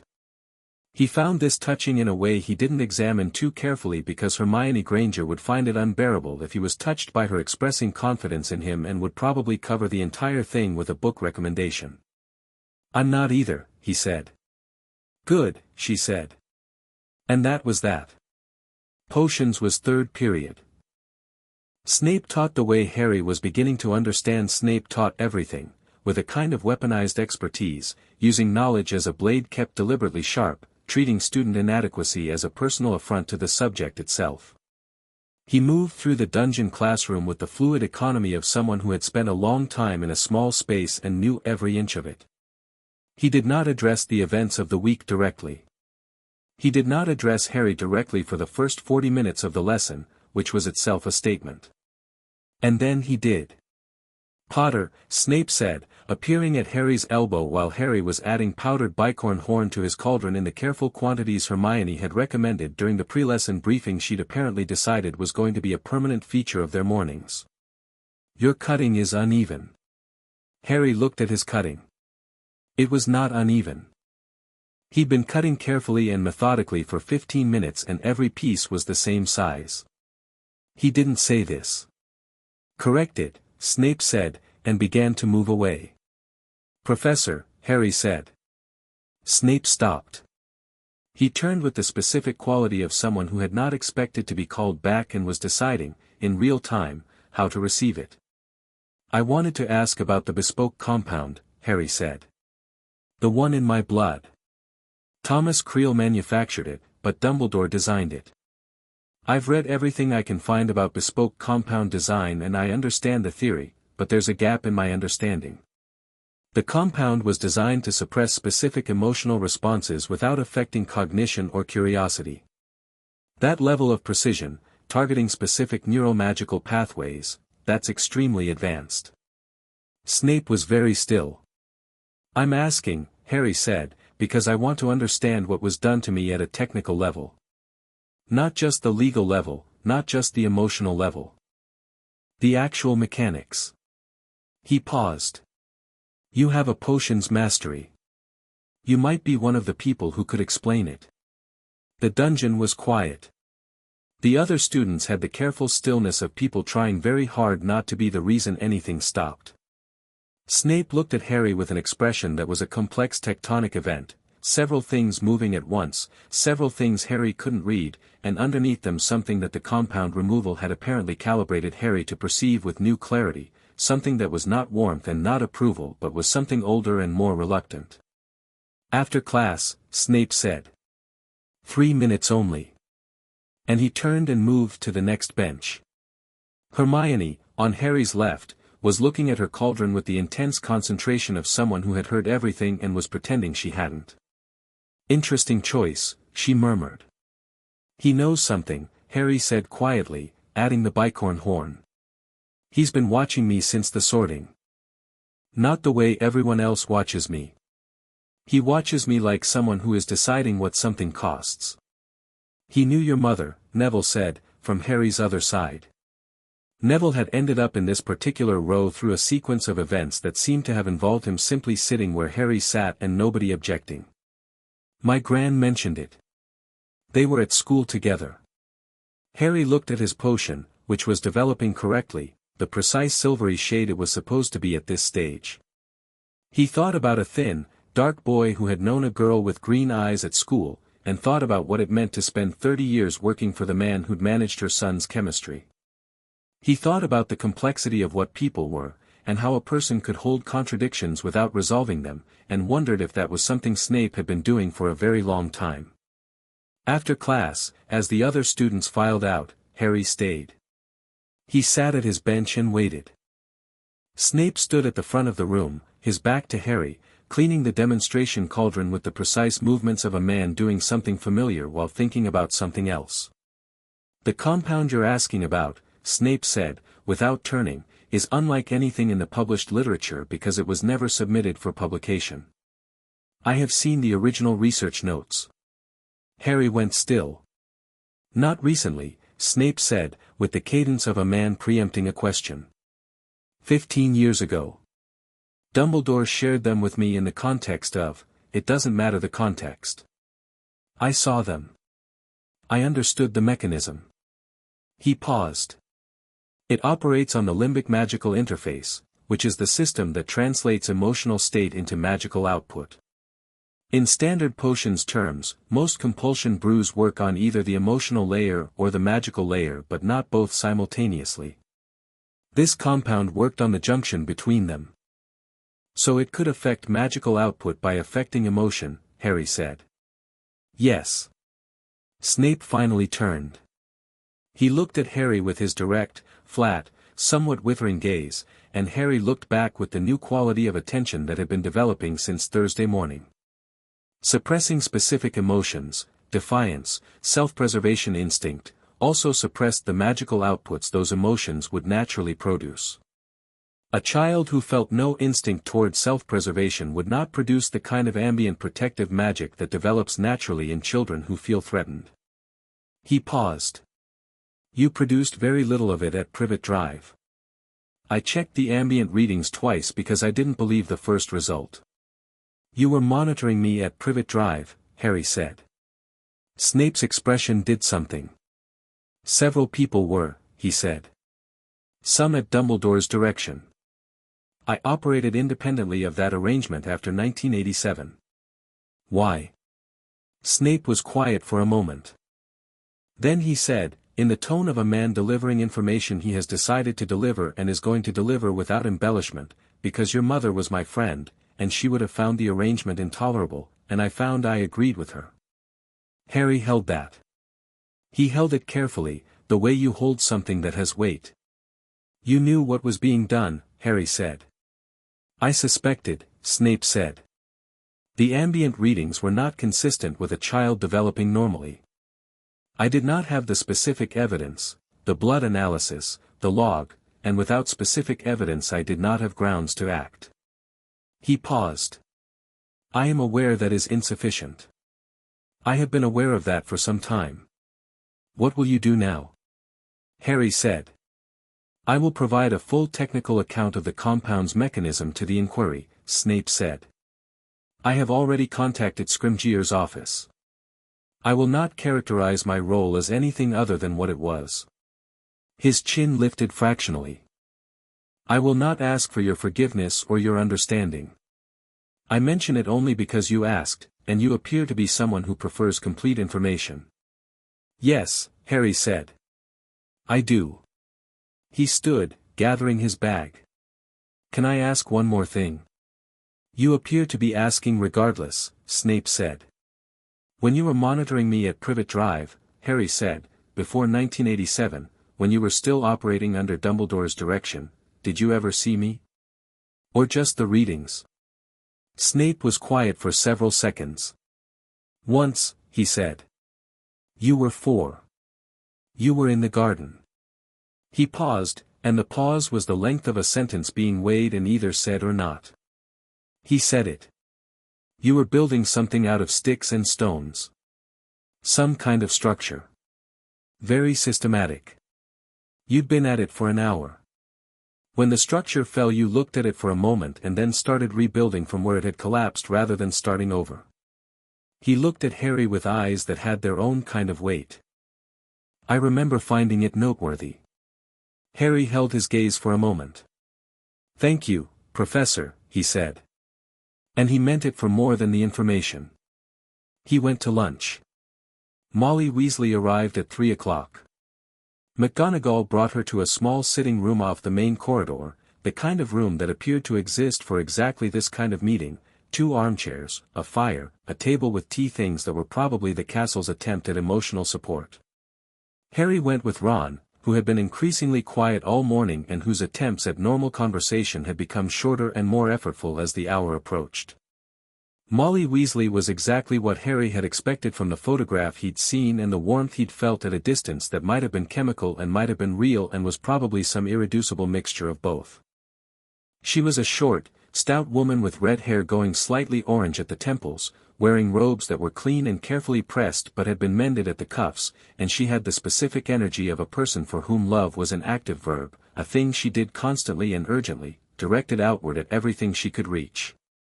She came into the room and looked at Harry, and her face did several things in quick succession and settled on something that was not quite an expression, something more fundamental than that, something that lived below expressions.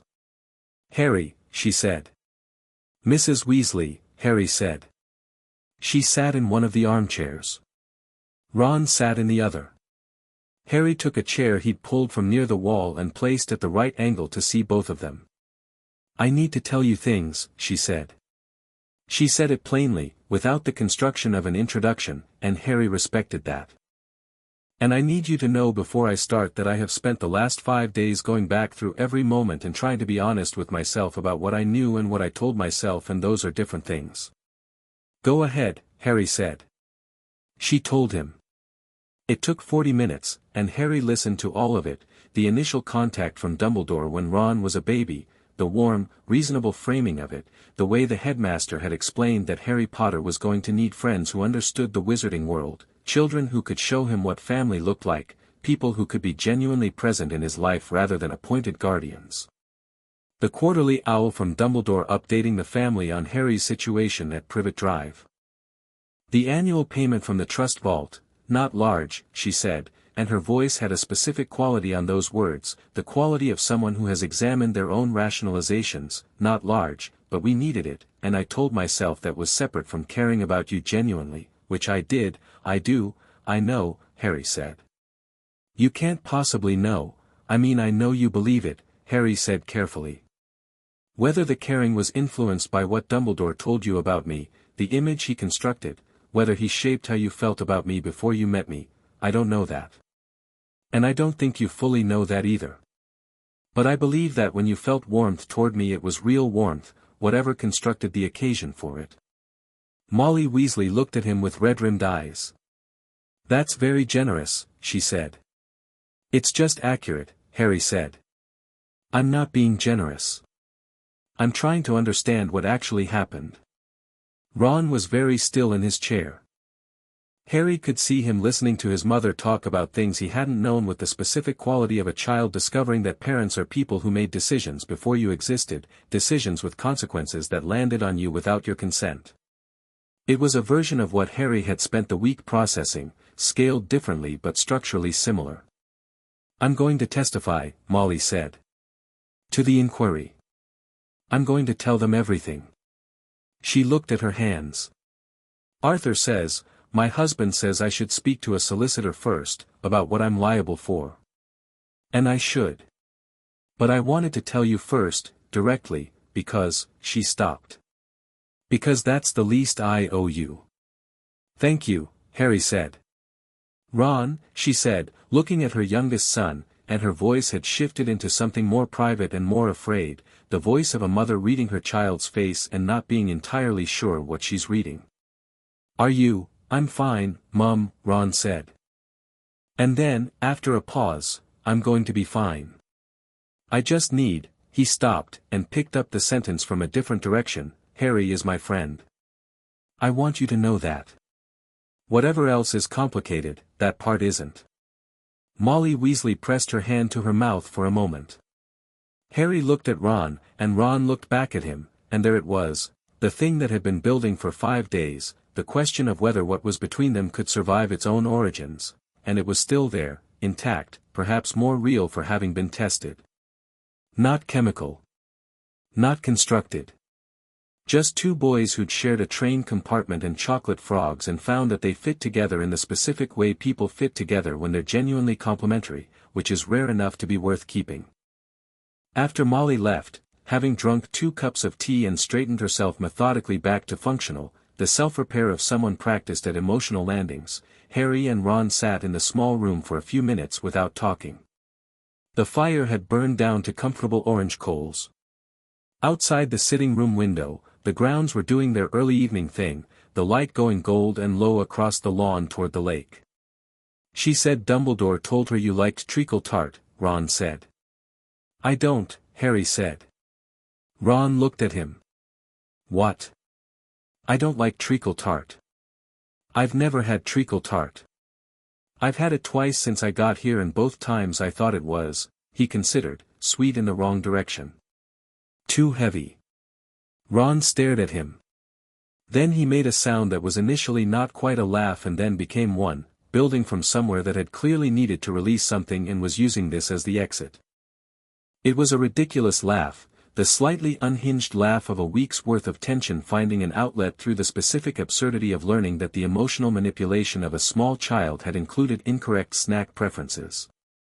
Harry started laughing too. He couldn't entirely help it. He invented a fake favorite food for you, Ron managed. Apparently, Harry said. He could have asked. He could have just, Ron dissolved again. He could have just asked. They laughed for about 40 seconds, which was probably exactly the right amount, and then it subsided and they sat in the aftermath of it, which was lighter and cleaner than the before. What do you actually like? Ron said. Harry thought about it honestly, the way he was starting to think about everything, with the lights on, examining the actual thing rather than the chemical approximation of preference. Pumpkin juice, he said. Genuinely, actually, not because anyone told me to. Scrambled eggs. The bread here, the brown bread from the middle of the day. Chocolate frogs, but just for the cards, the chocolate is fine but the cards are interesting. He paused. Quiet mornings. I like quiet mornings quite a lot. Not treacle tart, Ron said. Not treacle tart, Harry confirmed. Good, Ron said, with the satisfaction of someone filing a real data point. That's good. They went to find the others. Fred and George found them first, appearing from around a corridor corner with the map already out and expressions that had gone from their usual performative mischief into something with more urgency underneath it. Fred had the map, George had a piece of parchment with something written on it in fast, small writing. Fletcher's moved, George said, without preamble. He's been in the 7th floor corridor for the last 20 minutes and the door is there. We can see it on the map, it's a faint outline, but it's there. And PP, Fred said. The second initial. Look. He held out the map. Harry looked. The dot labeled PP was no longer on the 5th floor. It was moving up a back staircase, moving with the specific purposeful speed of something with a destination. Heading for the 7th floor, Harry said. We think they're going to clear the room, George said. Or destroy it. The brewing log is in Auror custody already, but if there's anything else in there, Harry looked at the map. He looked at the corridor, at the staircases, at the distances. Then he looked at Fred. The shortest route from here. Behind the tapestry, second left, up the rope staircase, Fred said immediately. 3 minutes if you're fast. Show me, Harry said. They were fast. They came out from behind the tapestry of Barnabas the Barmy into the 7th floor corridor with 2 minutes to spare and found Mundungus Fletcher standing in front of a door that was definitely there, plain wood, unremarkable, slightly ajar, with his arms crossed and the expression of a man who had made a decision and was standing in it. I'm not letting them in, Fletcher said, when he saw Harry. I called Shacklebolt. He's on his way. But, he jerked his head at the staircase at the far end of the corridor, someone else is coming and I don't think they're going to wait for Shacklebolt. The footsteps on the staircase were fast and getting faster. Harry turned to face the corridor. Neville was there, he'd come with them from the staircase, keeping pace without being asked.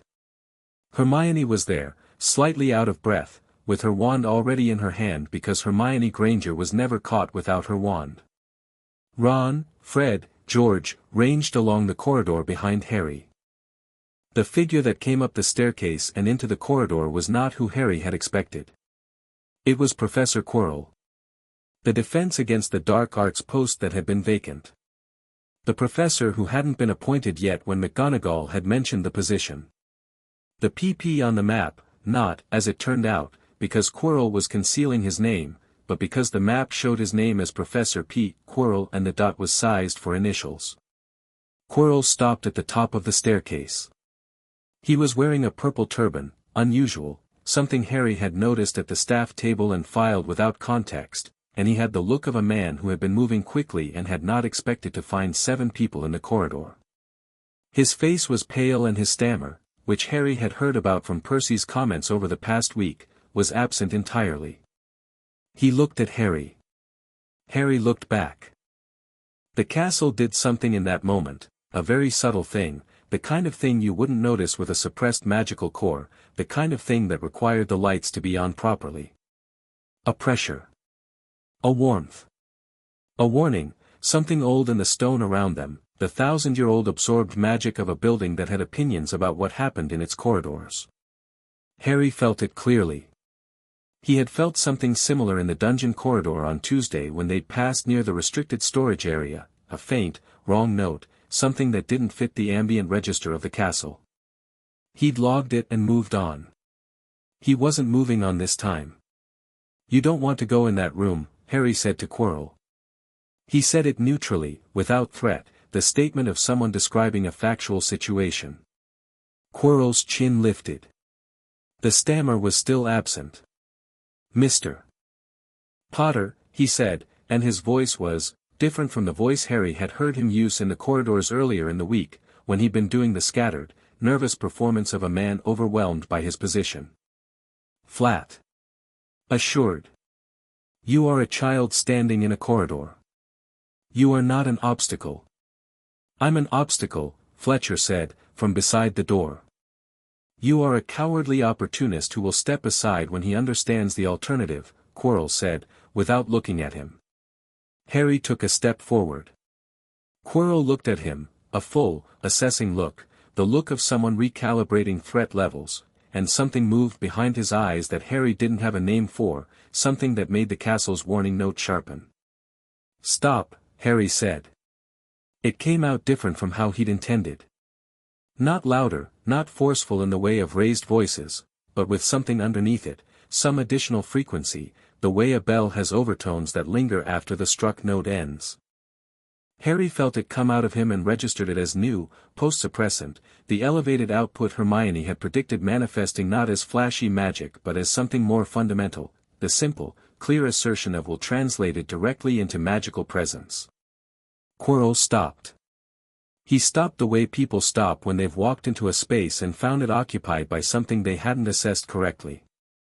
He looked at Harry with suddenly different eyes, and Harry looked back, and there was a moment between them that the corridor held very still. Behind Quirrell, on the wall, the shadows moved wrong. Just slightly. Just enough.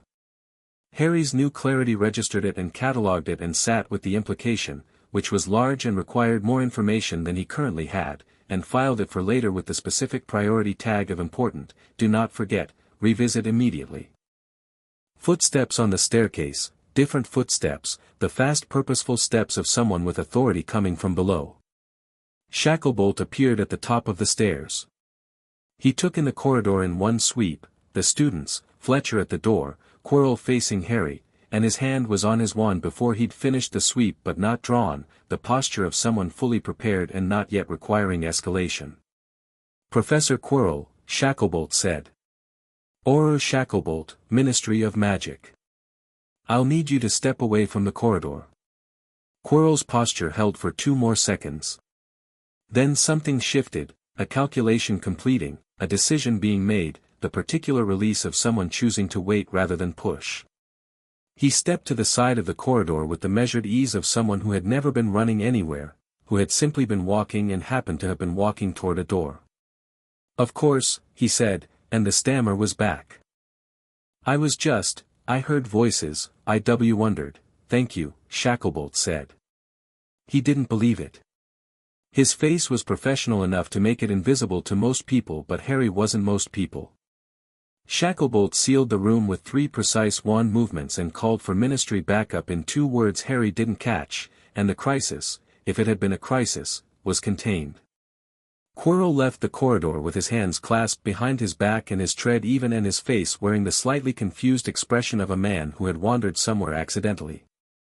Harry watched him go with eyes that held all the available information and declined to reach conclusions it couldn't yet support. "What's in the room?" Harry asked Shacklebolt, when Quirrell had turned the corner. "We secured additional materials last night when Fletcher brought us in," Shacklebolt said. "Compound samples. A full ingredient inventory. And a correspondence file." He paused. "Between Dumbledore and Thomas Creel, going back 11 years. Every dose discussed, adjusted, updated. The conversation of 2 people managing a project." Harry nodded. "The formal inquiry convenes Monday," Shacklebolt said. "This," he indicated the sealed door, "will be entered as supplementary evidence. With the correspondence, the case is no longer circumstantial." He looked at Harry directly. "It's comprehensive." "Good," Harry said. Shacklebolt looked at him for a moment with the expression Harry had come to associate with adults who were doing the recalibration. "Are you all right?" he said, and it was the question of someone who actually wanted the answer. Harry thought about it. He thought about Quirrell in the corridor, the stopped shadows, the wrong note. He thought about Molly Weasley's face when she'd said "I wanted to tell you first." He thought about Ron's laugh when he'd found out about the treacle tart. He thought about the brewing log in its evidence bag with 9 years of his life in someone else's handwriting. "Yes," he said. "I think so." It was not the clean, certain yes of someone for whom things were resolved. It was the qualified yes of someone still mid-process, moving through rather than past. But it was real, which was the only standard Harry was holding anything to these days. They went downstairs. That evening, after dinner, Harry was in the common room, not at a table, not working, just in the red armchair nearest the fire that had somehow become his chair over the course of a week, the chair that everyone else was now automatically leaving free without apparently having made a decision to do so, when he felt the magic again. Not intentionally. Not in response to anything. He was sitting still and thinking about the corridor and Quirrell's face and the shadows, and the fire in front of him flared briefly, a clean, hot flare, 2 feet higher than it had been, entirely controlled, entirely precise, going up and going back down in the space of a second without touching the grate or the mantel. The common room registered it. Several people looked up. Nobody said anything. Hermione looked at him from the other chair, the note still open in her lap. "The paper said 37% increase," she said, very quietly. "Yes," Harry said. "I think it might be more than that," she said. Harry looked at the fire, which was back to its ordinary height, snapping contentedly. "Maybe," he said. "Does that worry you?" He thought about it honestly. Whether it worried him, this new and somewhat startling relationship with his own power, the sense of it like a room he'd been in his whole life that had always seemed medium-sized and had turned out to have several additional rooms attached that he hadn't known about. "No," he said. "It just means I need to learn faster." "Good," Hermione said. "Then tomorrow morning I'm going to start teaching you the foundational theory of magical core development, because if your output is going to be at this level we need to make sure your control develops at the same rate." 7 o'clock. Harry said. 6, she said, in the tone of someone who considers 6 o'clock perfectly civilized. Harry looked back at the fire. The common room was settling into its evening, older students working, younger students chattering, the ordinary warm noise of a house winding down. Someone was playing Exploding Snap near the window. Someone else was having a quiet argument about a Quidditch statistic that Ron appeared to be resolving with authority from the other side of the room. It was the 5th night of Harry's life at Hogwarts. He thought about the 48 hours that remained before the formal inquiry convened on Monday. He thought about the brewing log and the correspondence file and the compound samples in the sealed room. He thought about Quirrell and the stopped shadows and the castle's warning and all the things he didn't yet know about what lived in this castle alongside him. He thought about Sirius Black in Azkaban, apparently lucid, asking for a hearing. He thought about Friday's Wisengamot session, Dumbledore saying I wanted to protect him without diminishing him, and about what it cost to spend 9 years being protected, and what it felt like now, 5 days and 1 compound removal later, to inhabit his own mind without the screen. It felt like the castle smelled, like stone and old magic and something always in the process of becoming. Not resolved. Not finished. But genuinely, specifically, unreplicably his. The fire snapped. Harry breathed. Monday was going to be something.